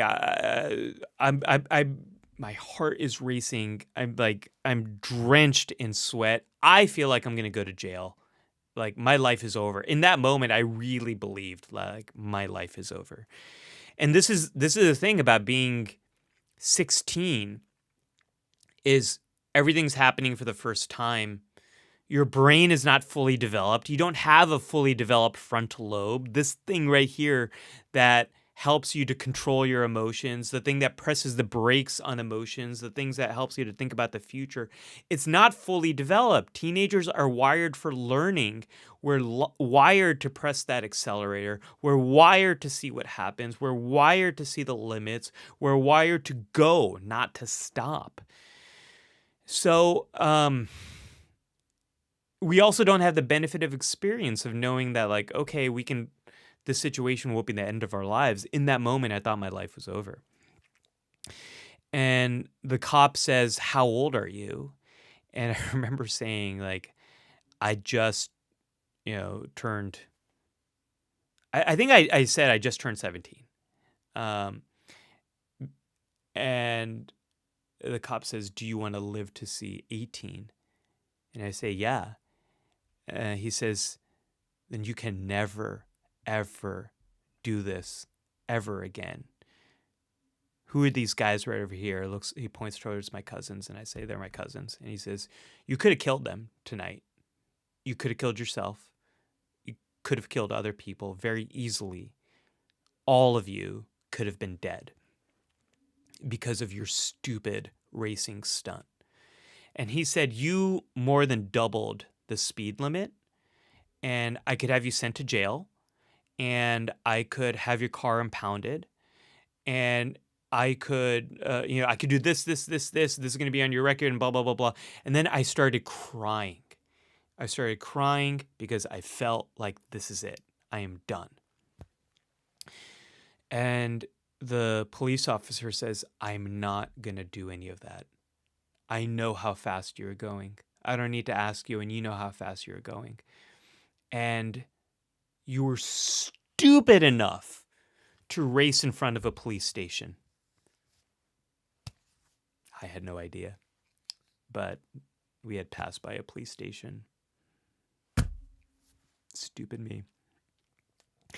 And that's why all these cars quickly came out of nowhere, and they kind of boxed me in and all of that. And the police officer said, "I am going to write you up for going 15 miles over the speed limit, not doubling it, because I want you to learn your lesson, and I want you to remember what I'm saying, and I want you to never, ever again do this in your life. Do you promise me that you're not going to race? Do you promise me you're not going to put your life and the lives of everyone around you in danger? And do you promise me that this is it?" And I said, "Yes." I'm like wiping away the tears. And I said, "Yes, officer, I've learned my life. I'm never going to do this ever again. Never, ever, ever, ever again." And that's what happened. And I got the speeding ticket, and I went home, and I told my parents that I got a speeding ticket. I was going 85 into 65. And my dad was like mad at me. And it wasn't until years later I told him the real story and how really fast I was going, and he was like, he's like, "What?" And I very, very, very am thankful for that police officer. And I'm very thankful that I didn't get away with what I did. And very thankful that I got busted. And that being busted turned into a learning experience, because I have never done that again. I've never raced anyone again. I lost that car like 6 months later. We bought it for like $2,500, I think, and it needed a repair, just like maintenance repair. Like, we bought this Porsche for a little over $2,000. We didn't realize that the repairs are so expensive when you pay for like Porsche repairs, that they cost a lot of money. And my dad's like, I'm not paying for this. And then we like sold the car. And then after that, I got this really piece of crap Pontiac Grand Am that was so ugly, so old, so ugly, but also reliable. But that's a car I had afterwards. But I never raced again with that Pontiac Grand Am. I wasn't capable of racing. It wouldn't get fast enough to race anyone. But I've never raced again. I try not to speed again, because I do feel like I got very close to dying in that moment, and I didn't. And I feel very grateful for that I got busted and I learned my lesson, and I've never done it again. Never done it again. But I was trying to be cool. I had a half developed teenager brain.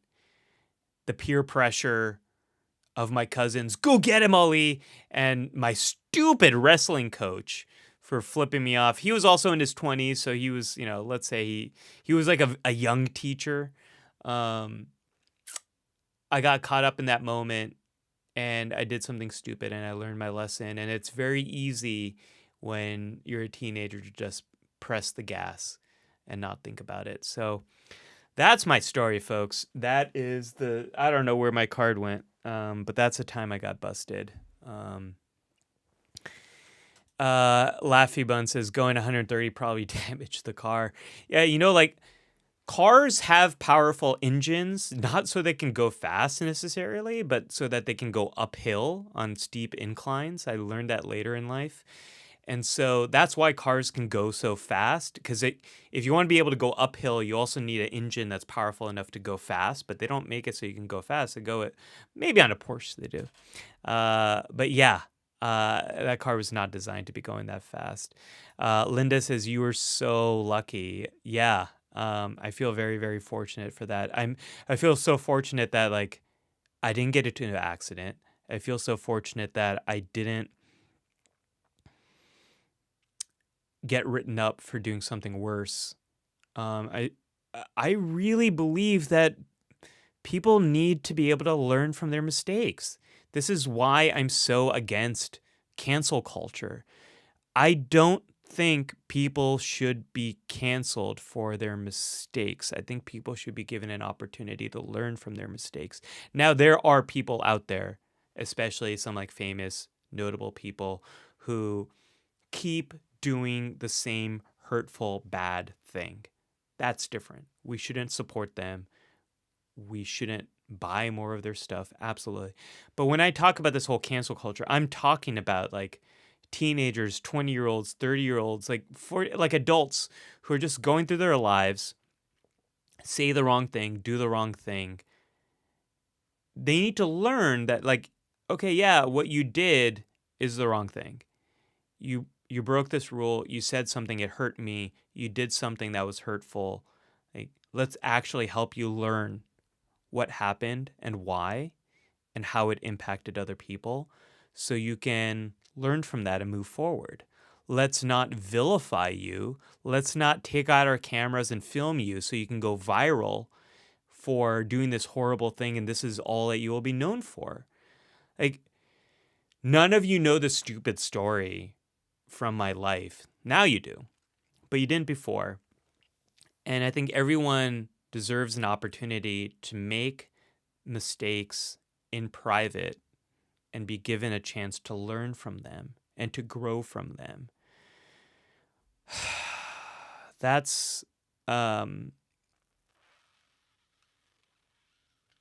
Laffy Bun says, yeah, Dr. Ali, give yourself a preemptive 1,000 points right now. Laffy Bun, your wish is my command.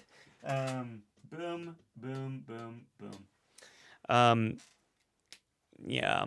Nishal says, that is 100 points for Dr. Ali. What a story. I'm glad you and your cousins made it out okay. Me too. Gosh. And Seeking Finding says, you're a poor dad. You know what's funny? My dad at the time was also an insurance agent. He was responsible for helping to make sure people were safe drivers too. So you can imagine how disappointed in me he would have been. You know, if I told him the truth in the moment, I don't know how he would have reacted. I think he would have probably been extremely angry and also very happy that I was safe. Like now as a dad myself, like that's how I would have reacted. I always tell my daughter, and I'll tell my son when he's older, but I always tell my daughter, if something happens and you feel bad or ashamed or you're scared, tell us, and I promise we will not be mad at you. We will help you through. Even if you do something that you feel terrible about, tell us, and we will help you through it. What a kind officer. You were lucky. I was really lucky. Can you imagine if that other person was just having a bad day and was so angry and they just, like I was really fortunate for whatever reason. He showed grace and kindness towards me that night. And I love before Laffy Bun said the cops didn't come. I think you said that right before I told you about the cops coming. And Laffy Bun also brings up another really important point here about anger. And anger is this powerful emotion that can lead to something else. Anger is the most powerful emotion we have at breaking us out of our routine. Anger, more than any other emotion, changes you. It's built for that. It is built to wake you up to some kind of injustice, to some kind of blocked goal, to some kind of major issue of safety against a community you care about. It breaks you out of that cycle, out of the norm, and it gets you to act. Now that's good in a lot of situations. If there is a real injustice that's happening towards you, then yeah, you want to tap into that anger. And anger is one of those things that gets out the vote the most in every election. Is in some ways, whatever candidate can provide the most hope and the most anger will win. Whoever can inspire you that things are going to be better under this person, and there's a lot to be angry for, and that's why you need to elect me so I can do something good. Historically, that is what consistently gets out the vote. This is the thing about anger. And anger can be a huge problem too. I think about this whenever I fly. Like, flying has become in the United States such a anger-inducing process where at every step of the way there are so many things that will piss you off. Like, so many times I do all the right steps and still I would have to pay extra to bring my luggage onto the plane. Or there's I've done all the right things, packed everything small, done all this stuff, and still I can't bring my luggage on the plane. Or I do all the right things and still I'm so overwhelmed, so smushed, and it's so uncomfortable. And the flight is delayed and all this stuff happens. There's so many ways in which life can make you angry and upset. And when you feel that way, when all this stuff is happening, boy, is it easy to lash out. So many of us can feel like a caged lion in that situation where we feel no other option but to roar, to yell, to scream. There's this great YouTube video about this lion that feels like they are in a cage, and all these people are going, "Oh, lion, roar, roar, do something!" And the lion's like, "Rrr, rrr," and then it turns around and it pees on the people there. And I think that's That's a lot of what flying feels like right now. Is we feel like we got no other option, and then we just we do what we can. Um, and then Sequit says, I don't think cancel culture really does anything, to be honest. Like, do the people who are canceled actually face real consequences? Everyone talks about it, but I don't know a single example. Yeah, that's a great. Well, I think so. Like, I think about like Joss Whedon. He was very much canceled, and I don't really think he's gotten any new work as a result of it. But he also already has millions of dollars, and like, does it matter if he gets more work or not? I care much more about like the young person who has gone viral in their small community for making some kind of mistake, and now suddenly they're having thoughts of ending their life because they don't see a way through, because they think this is the only way in which they're going to be defined is through this mistake that they made. And that really concerns me. And I do not know if we have an easy way to deal with that. Like, I get very concerned about that very quick escalation in notoriety combined with a young age, combined with like also being a teenager. So much of your identity is about how does a larger group think of me? And that's part of why I was racing my coach, is I didn't want to be known as the guy who was too cowardly to race my coach.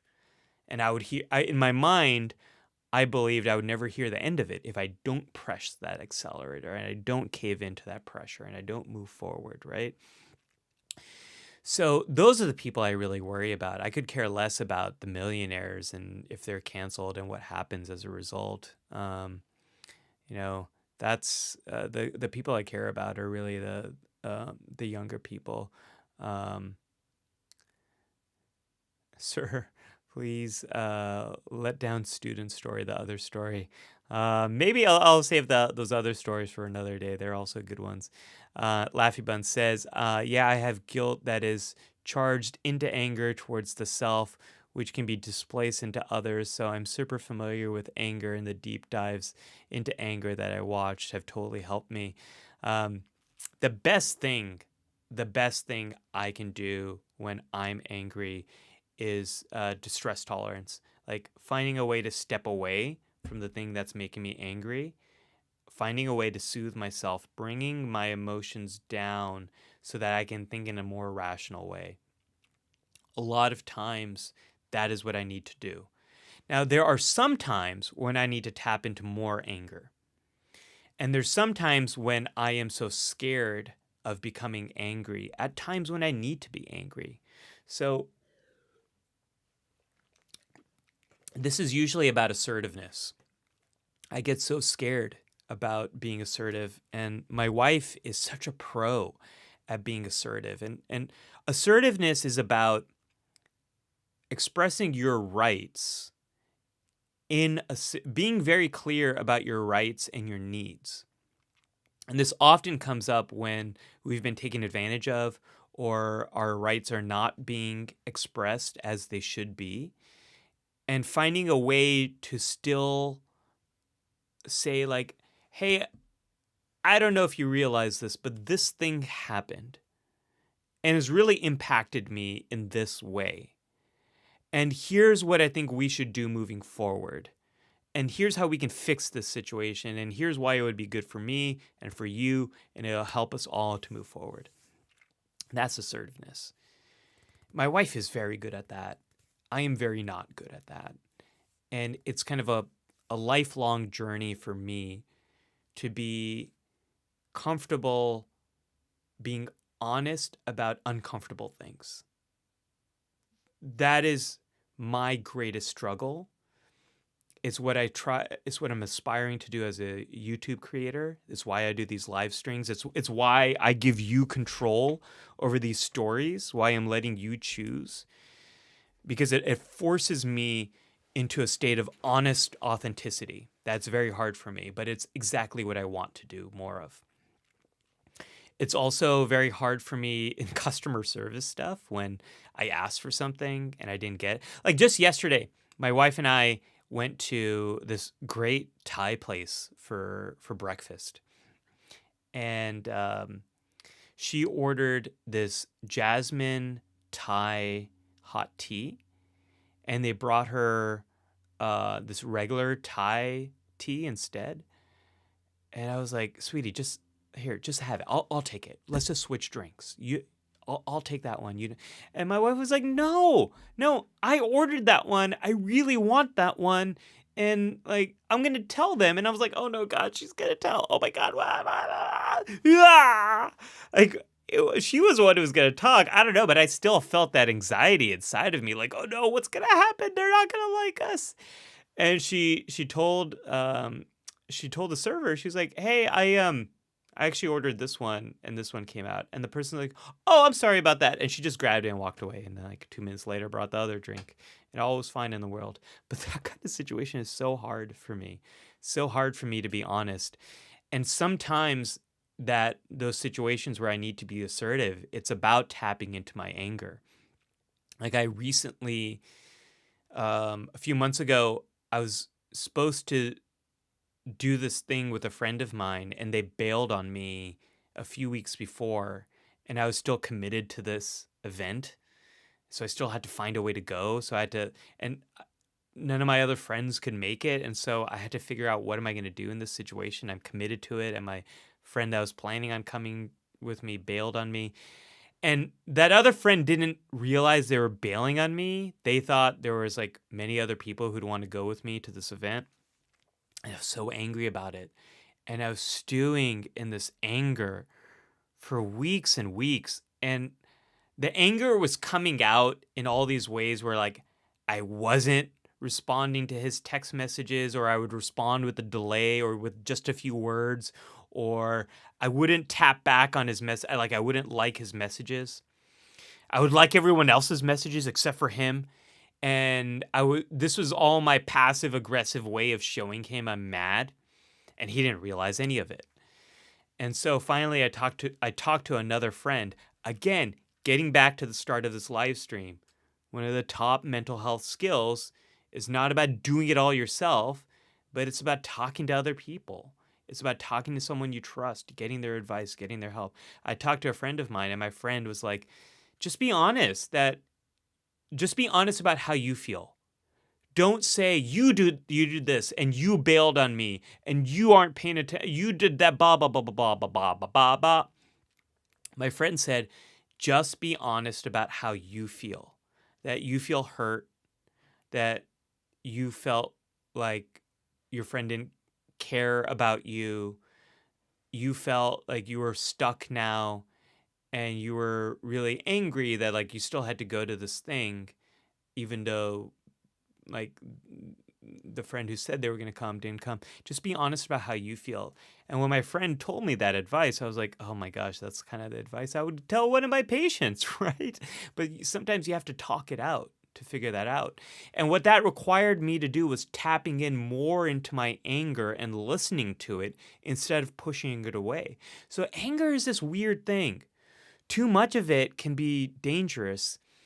But sometimes when we're trying to push it down, when we need to feel angry, it causes us to be passive aggressive and do all these things that don't help us to resolve the situation, right?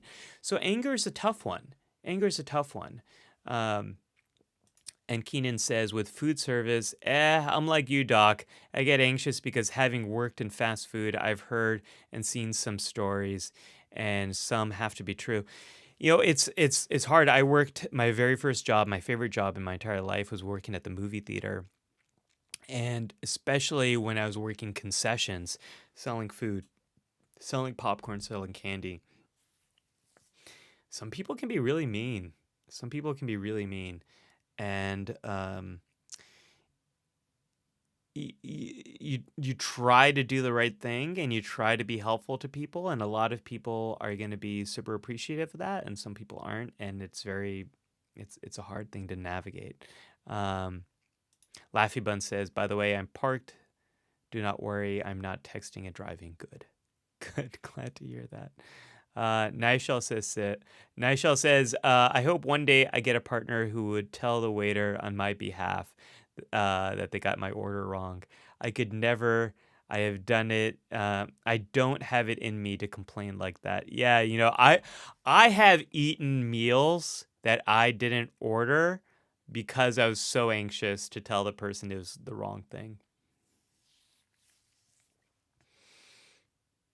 That's what we do when we're socially anxious, right? Me Machine says, I just drank the worst chai I've ever had today. My dad told me I should tell them, and I said, absolutely not. Oh, man. Yeah, I feel ya. I feel ya, Me Machine. I'll just be like, oh, I'm just so grateful to have this, even though it tastes like complete crap. I will not tell anyone.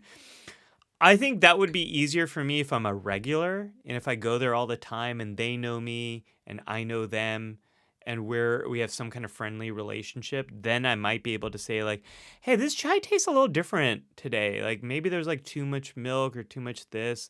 But I'm with you. In most situations I would not say anything in that situation. Sequid says, I sometimes get anger outbursts when I'm overwhelmed during a hectic situation, even if it's just hectic in my mind. I think this might be ADHD impulsivity thing. I don't know how to prevent it. Yeah, so definitely could be an ADHD thing. It could be a lot of things, right? And one of the things that's not talked about is one of the only emotions that men are allowed to have is anger. Anger is one of those emotions that is socially acceptable for men. In movies and TV and culture, we allow men to get angry. We don't really allow men to cry, to experience some of these other emotions that might seem more vulnerable. But men are definitely encouraged to get angry, I would argue. And when men get angry, they tend to be more likely to get their way. So if a man gets angry in a customer service situation, it usually ends to some kind of de-escalation, and usually the de-escalation is the man gets what they want. So this is one of the other things that I think people don't talk about anger, is anger definitely has a gender coding on it. And women who get angry are much more seen as being like unstable and something's wrong with them. But men who get angry are just seen as being men. And when a man gets angry, it tends to shut things down and it tends to make it a little bit more likely that they get what they want. People don't like when I say that. It's the truth, though. And it's not something that is talked about much at all. Sia says, it was very upsetting, but I chose not to complain to his manager when I went to pay, and I told him that I overheard them, and the employee panicked. I think I missed the first. Oh, hold on, I got him out of order. I just got and ordered from drive-in, and the employee forgot to turn off his mic. Oh my gosh. I overheard them gossiping about me being overweight and my foreign accent. It was very upsetting, but I chose not to complain to his manager. When I went to pay, I told them that I overheard them, and the employee panicked. Whoa. What happened next? Did you just get the food and leave? Like, I think that situation. So, Sia, I don't know if you heard my story, but I feel like your story here has the same potential to have this like lasting impact on the other person in much the same way that that police officer had an impact on me. That like this other person is probably going to remember what just happened, and that they should probably not do these things, that they should definitely not gossip about someone. that's gosh, I'm sorry you experienced that. That would make me feel so terrible. And I think it takes a lot of guts to not get upset about it, actually. Um, that kind of it goes against so much of what's inside of you, right? Like that's probably it makes me think about that police officer who didn't write me up for doubling the speed limit, but wrote me up for going to like 15 miles over. Because inside of him, there was probably such a desire to get angry and to say, like, look, I've seen so many teenagers just like you who die for racing in this way and to just like tell me off. But he kind of did the opposite in the hopes that it would actually get across his goal. And that idea of like assertiveness it's so hard to do. And I think if you were you say here, let me get the next part. I told him it's okay that you found my accent funny. Many kids like you that I foster find my accent funny. Wow. So yeah, that takes a great amount of patience to get to that place, to be able to do that when you have been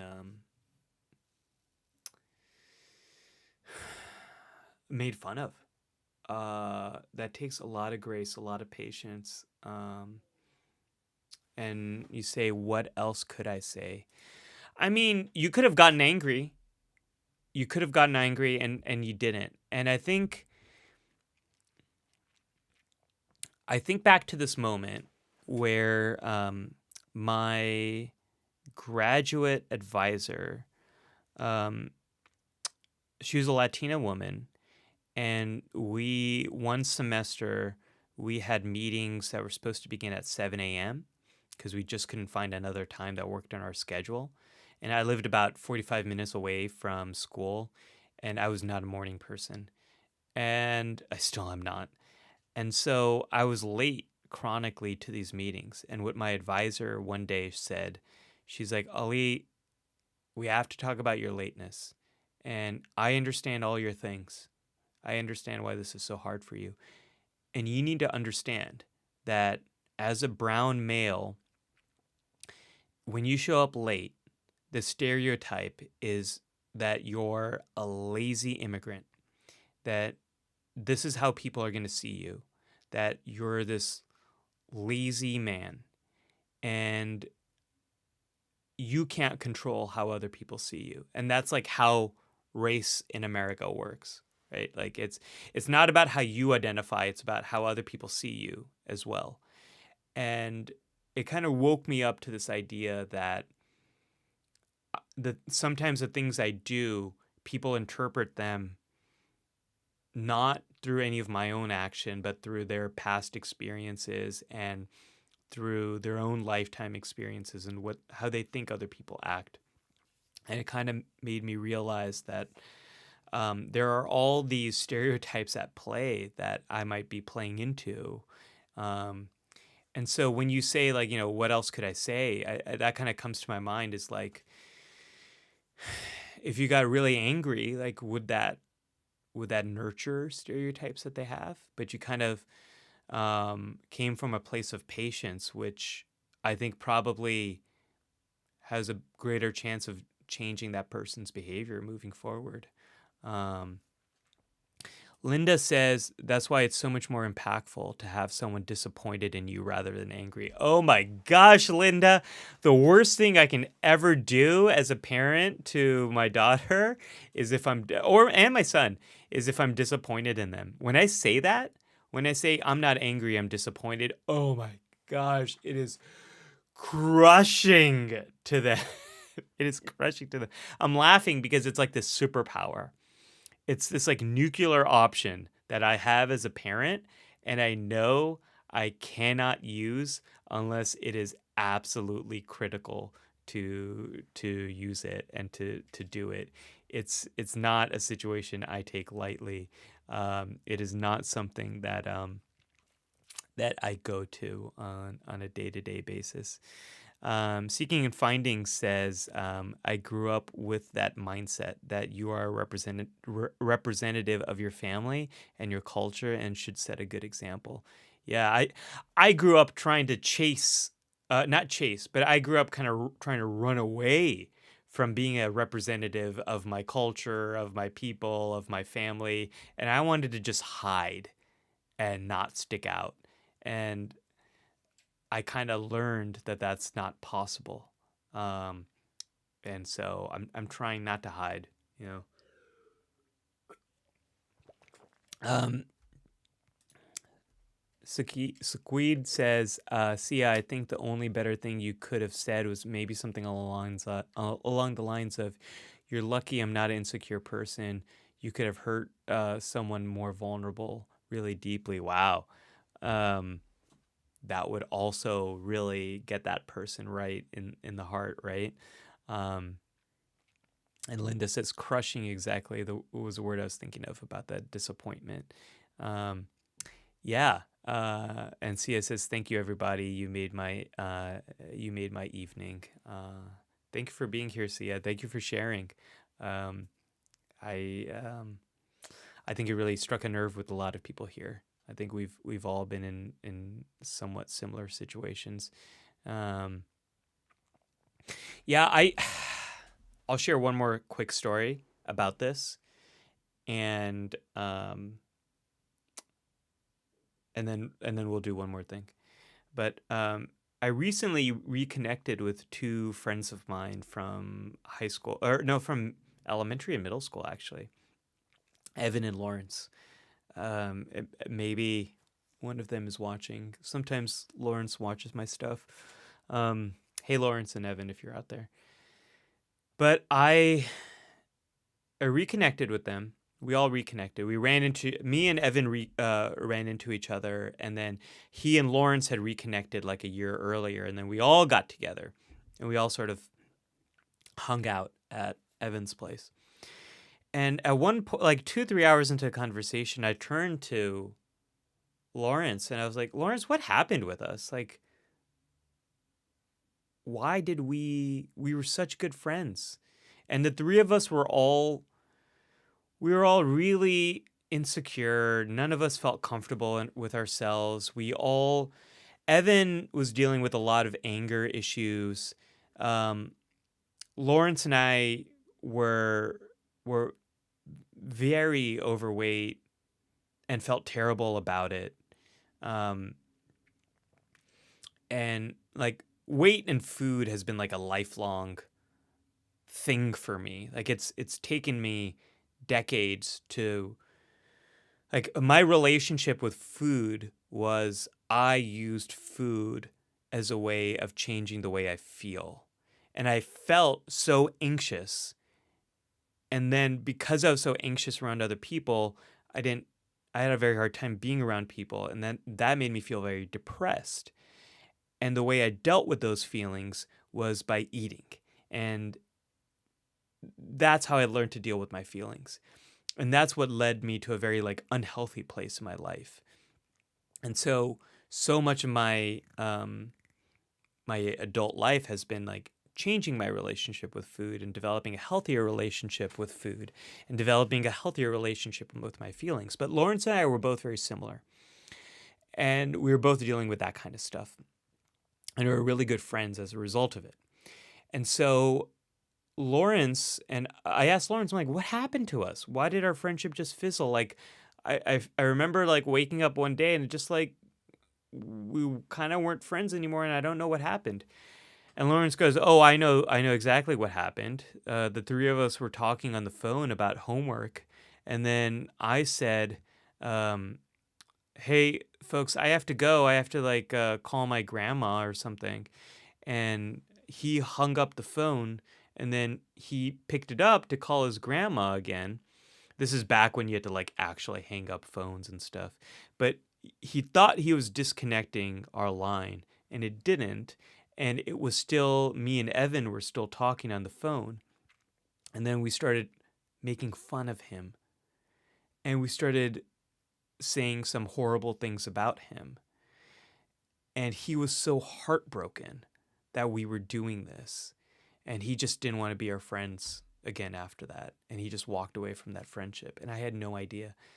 I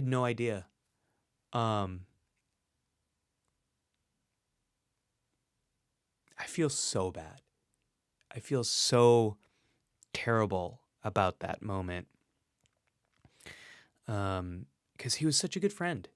And when he walked away, I felt so much more alone in my own struggles, and to learn that that was my own fault, and that I was being this stupid kid, and that I was making fun of him and his weight and his struggles when I was going through the same struggles myself.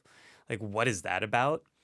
And then to learn about it like decades later, and like the lost time and the lost opportunity, and what our friendship could have been. Yeah. So see, I get it. Unfortunately, I've been on the other side of that. I hate that happened to me. I hate that I did that to myself, and I hate that I let that friendship kind of fizzle away because of that. And I hope that other person has learned their lesson, that words matter and the things that you say have a real impact on people. So and everyone is going through their own struggles, and we need to approach everyone with kindness and grace. Kindness and grace.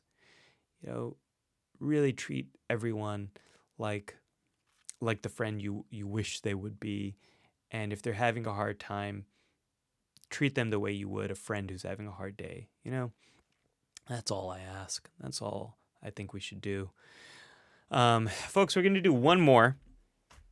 Since this one, let's do one more question for humanity. I'm going to pull out one question, and we'll do a quick one. You know what? I'm going to try to pull a fun one. I'm gonna cheat a little bit. I'm gonna cheat, and I'm gonna try to find a really fun one for us. Ooh, that's kind of cool. That's cool too.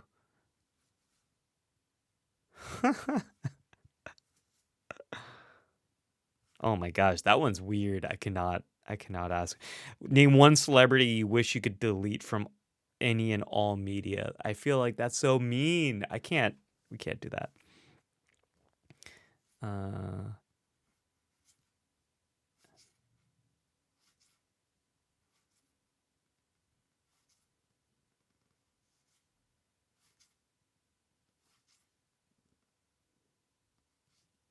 Okay, maybe that one. All right. So I've pulled out Laffy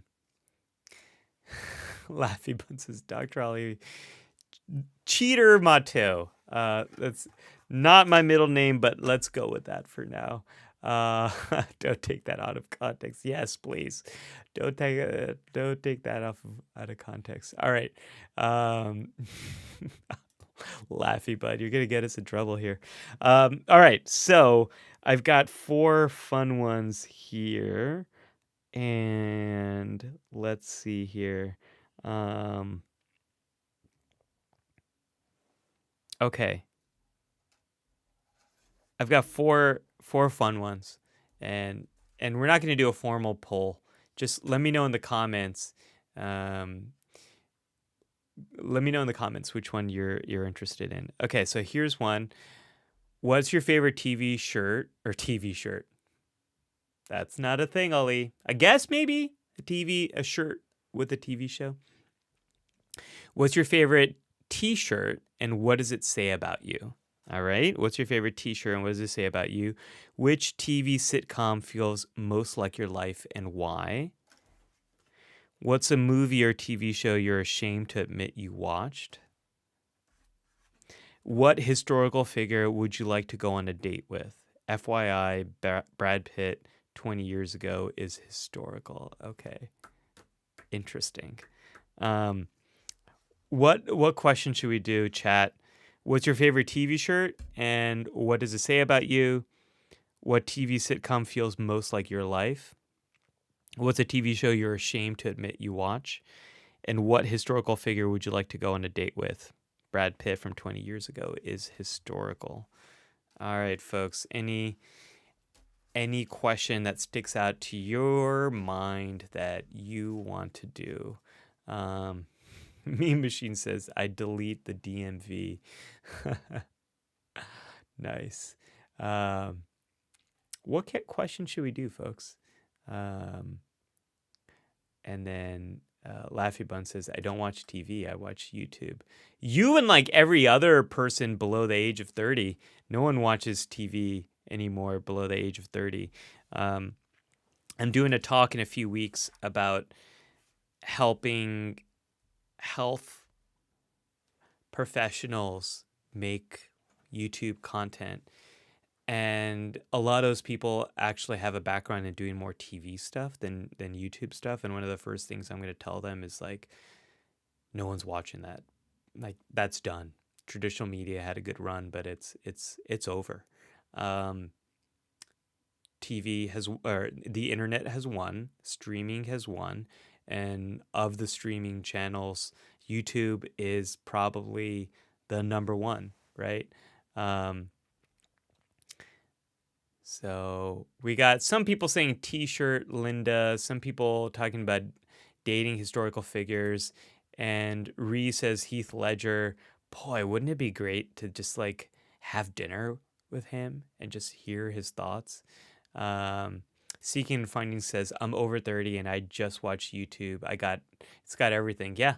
I mean, even the TV stuff I watch, I mostly watch on YouTube, like clips and things like that, especially Saturday Night Live. I only see that on YouTube, really. Laffy Bun says, I keep feeling bad for implying you're old without meaning to. You're not. I take it myself. I am in my 40s. I used to be young, and now I'm just an adult. I am settling into my middle age, and you know what? I like it.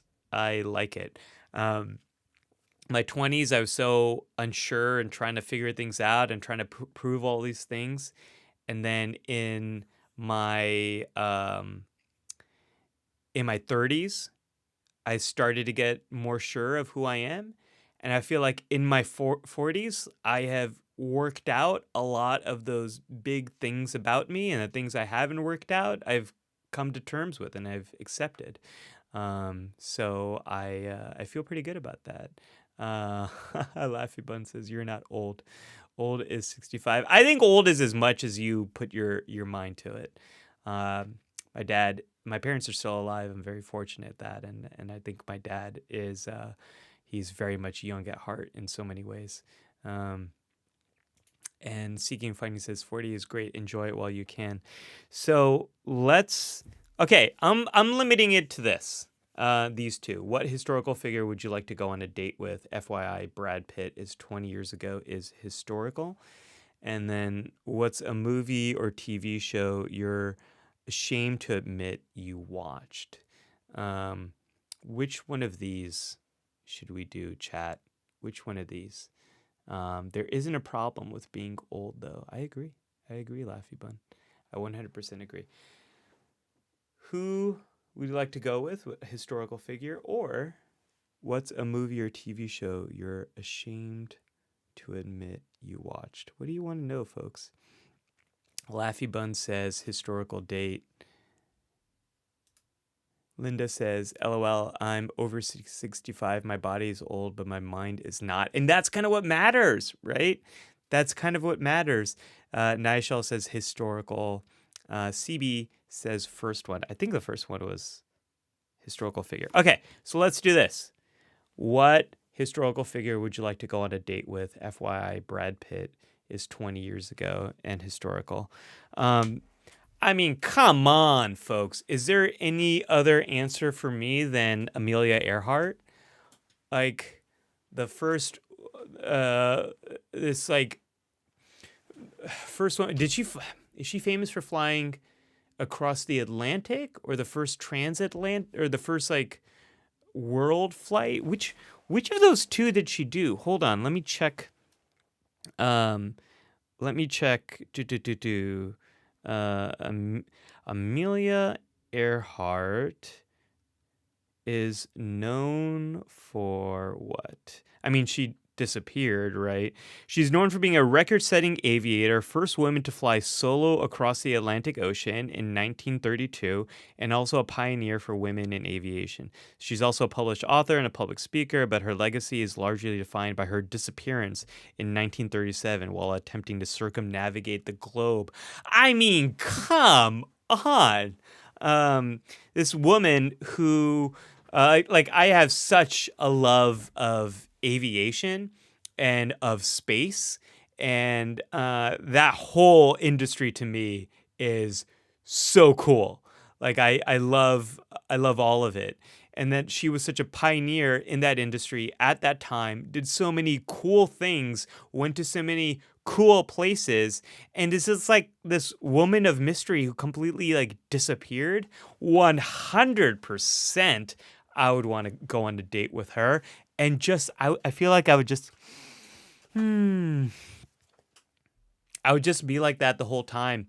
And I would just want to be in her presence and learn her stuff and hear her stories, and also hope that she's not racist. I feel like you never know. Maybe she would just like see me as part of the staff, or mistake me for like who's this man? Like, what are you doing here? I'm on a date here with you. Who knows? But I would hope that she's cool, which I think she probably would be. And I would just, as Nigel says, Dr. Ali would just be in awe of her.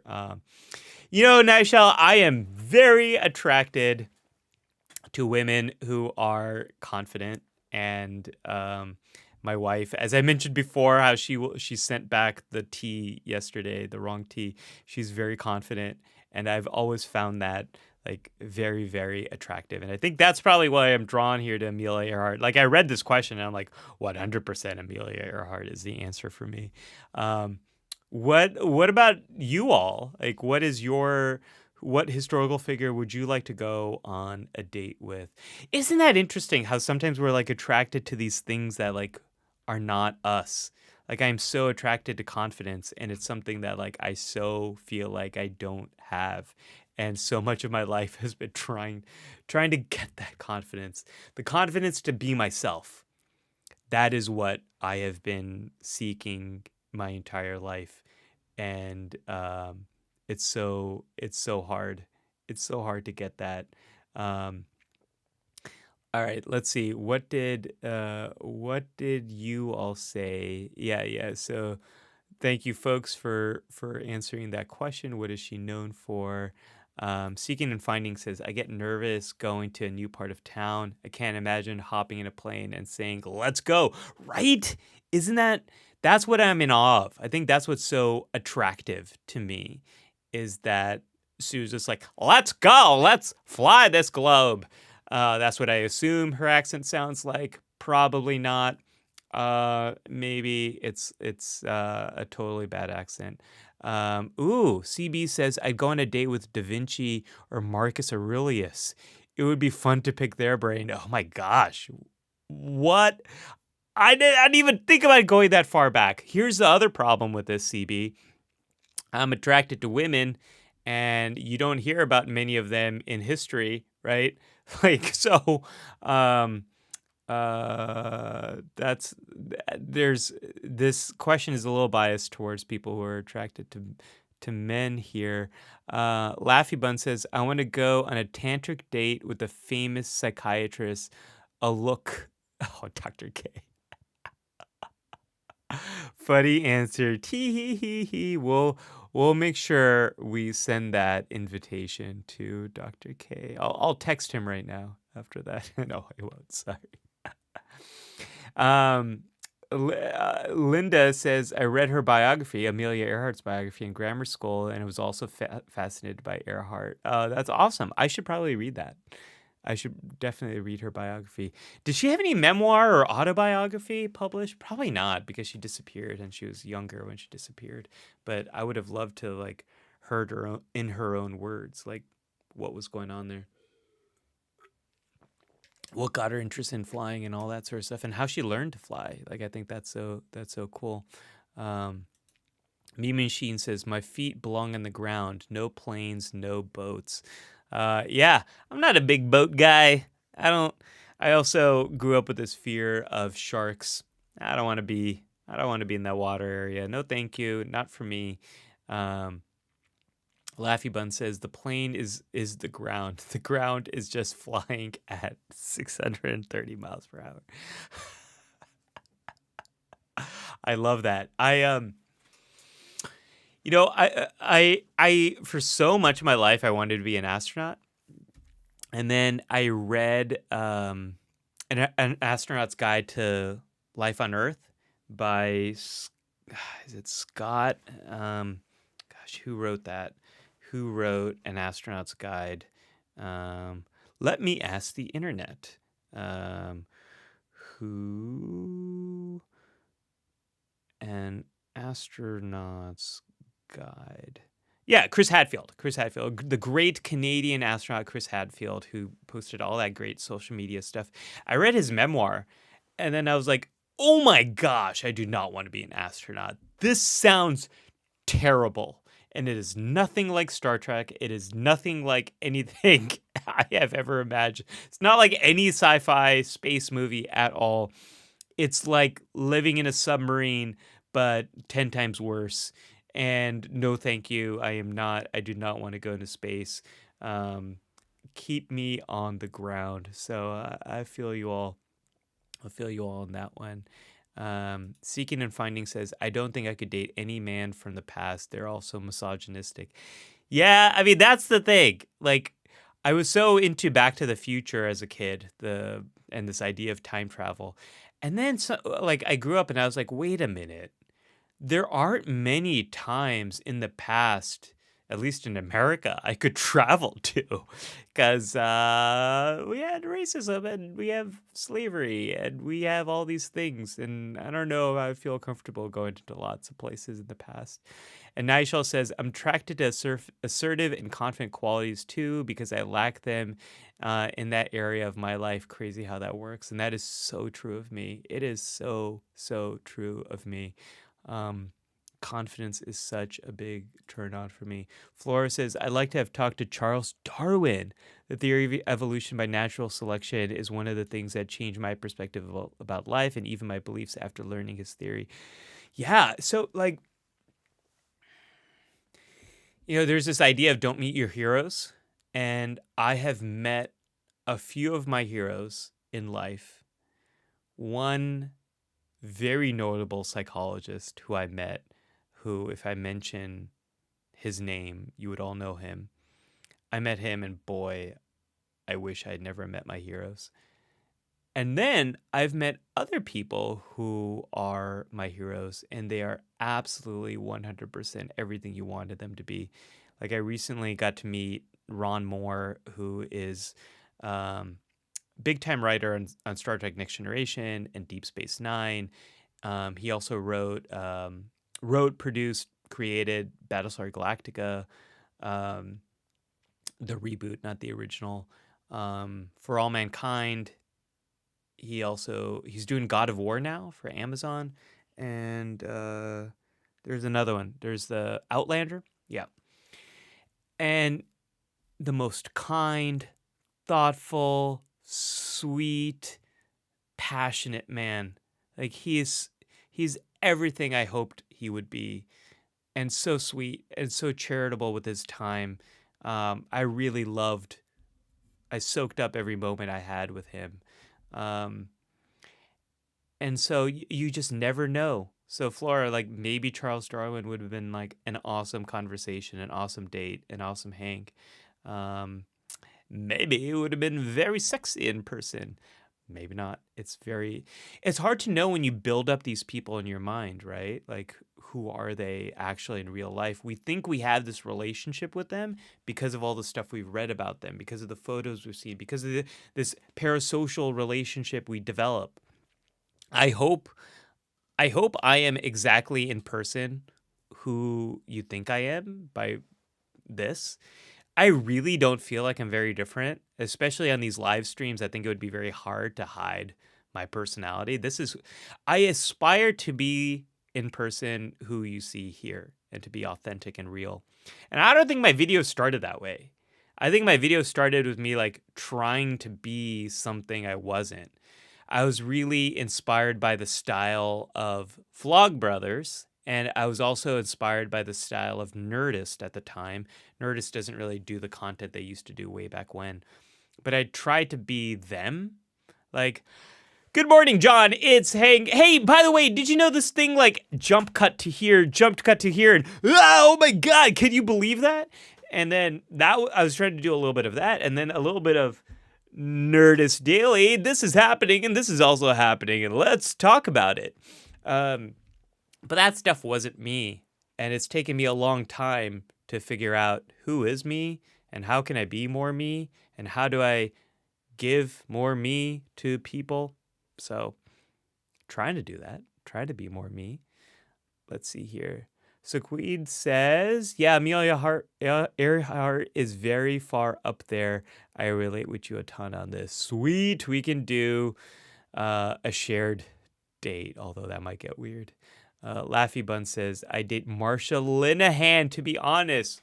Whoa, what a pick. What a pick. Laffy Bun, DBT in the house.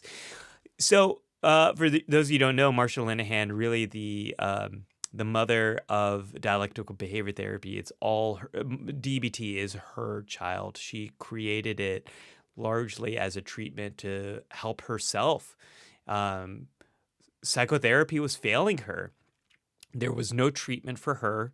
She has come out and said that she was diagnosed with borderline personality disorder, went to all these treatment facilities, nothing was working.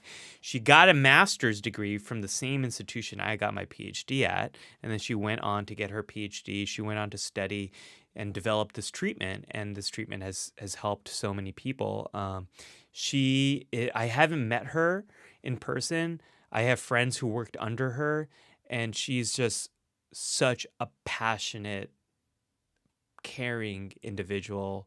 I think she'd be a great date. And then Claire says, "Yay, we're still getting cozy. Hello, Claire. Claire. Give it up for Claire. Claire." We did a 20 questions kind of game on the last stream with Claire. And Claire stumped me on that one. She also stumped the AI, and I still feel the sting of losing from that game. Thank you, Claire, for coming back. Still getting cozy. What other way is there to live than to be cozy? No, Laffy Button, it's not bad that she's still alive. I think we can, like the card said, what historical figure would you like to go on a date with? By the way, Brad Pitt from 20 years ago is historical. If I was going with a celebrity, my very first celebrity, I had two first celebrity crushes. One was Mariah Carey. I would very much go on a date with Mariah Carey. 90s Mariah Carey or 2025 Mariah Carey. Mariah Carey is how I discovered that I liked women, and I was into girls and women. That's how I figured that out. The Honey video, Mariah Carey. The other person I would say is Nicole Kidman. After I saw Batman Forever, I had this massive crush on Nicole Kidman. And then Thandie Newton in Mission Impossible. We should stop that. This journey down Ali's celebrity crushes. I'm gonna stop saying more of those. Claire says it's 6 a.m. here. Welcome, Claire. Good morning to you. Good morning to you. And Laylee, how about Yoda? I would have so much fun. Laylee, good to see you. Laylee is a very old friend of mine. Oh my gosh, folks. Remember how I was saying that I felt so weird and different and strange as a kid growing up? Laylee is one of those first people that I met who made me not feel weird and not strange. and I changed schools in third grade, and I was at a brand new school, and I didn't know anyone, and Laylee was someone who showed me such kindness, such um, just was so nice to be around. She was so sweet, and she made me feel like just comfortable. Like talking to Laylee, I always felt comfortable in a way that I didn't at that school. And let's go to high school. Laylee and I are in elementary school together, then middle school, then high school. And when I developed a big crush on the person who is now my wife, my wife and I, we went to high school together, and I had this big crush on her senior year of high school. I had a big crush on her for a long time, but the crush was really crushing in senior year of high school. And I'd ask people like, hey, what do you think I should do? And so many people said, you got zero chance. Like, her parents are super strict. Nguyen is all about, my wife's name's Nguyen. Nguyen is all about school and studying and getting into good college. She's not, this isn't going to happen. Laylee was the only one who told me to shoot my shot. She was the only one who said, go for it. And not only did she say, go for it, but she asked me, we had physics together, not that you would be able to tell because I was like usually very late to physics. I would show up like 30, 40 minutes late to physics because at that point in senior year of high school, I didn't care about school. I had a pretty good feeling that I was not destined to go to college, which turned out to be true until it turned out not to be true. But anyways, Laylee, not only did she encourage me to talk to Nguyen, to ask her out, all this sort of stuff, but she also checked in on me like, hey, how's it going? Did you ask her out yet? Did you talk to her? How's it going? How's it going? You can do this. You got it. So I am forever thank you. I am forever thank you to Laylee. Yeah, no, I am forever grateful to Laylee. Much love to you, Laylee. A real great friend. I do not think I would be married to my wife if it wasn't for that gentle support and nudge that Laylee gave. And it's not like we were like BFFs in high school. Laylee and I, our friendship was super friendly, but we weren't friends. It's not like we hung out, but we were always friendly with each other. And like, this is one of the things I talk about on the stream is approach each other with kindness, approach each other as if you would approach a friend that's having a hard day. Like you never know if a small moment of kindness is going to be the moment that changes someone else's life. And Laylee showed me that kindness in third grade. She showed me that kindness in 12th grade. I think without that support and kindness, I don't know. I don't know if I'd be married to my wonderful wife. Laylee says, don't forget to tell them we were voted most likely to be out of class too. We were. We have these, I don't know, in whatever part of the world you're at, if you have these things. But in America, we've got these yearbooks at the end of school year. And they do these senior superlatives, like most likely to be successful, most likely to be, I don't know, most humorous, most biggest flirt. We had all these things that I don't know if schools still do these, but we also had most likely to be out of class. And Laylee and I were voted most likely to be out of class 100%. Me very much for physics, her very much for government. Laylee would just like go on the teacher's computer and check email and then just like walk out of the classroom. Laylee, where were you going? What were you doing? I was at least like late because I was sleeping, but you just like walked out and went away. Where did you go? What did you do, Laylee? What were you doing? But yeah, this is my friend. This is Laylee.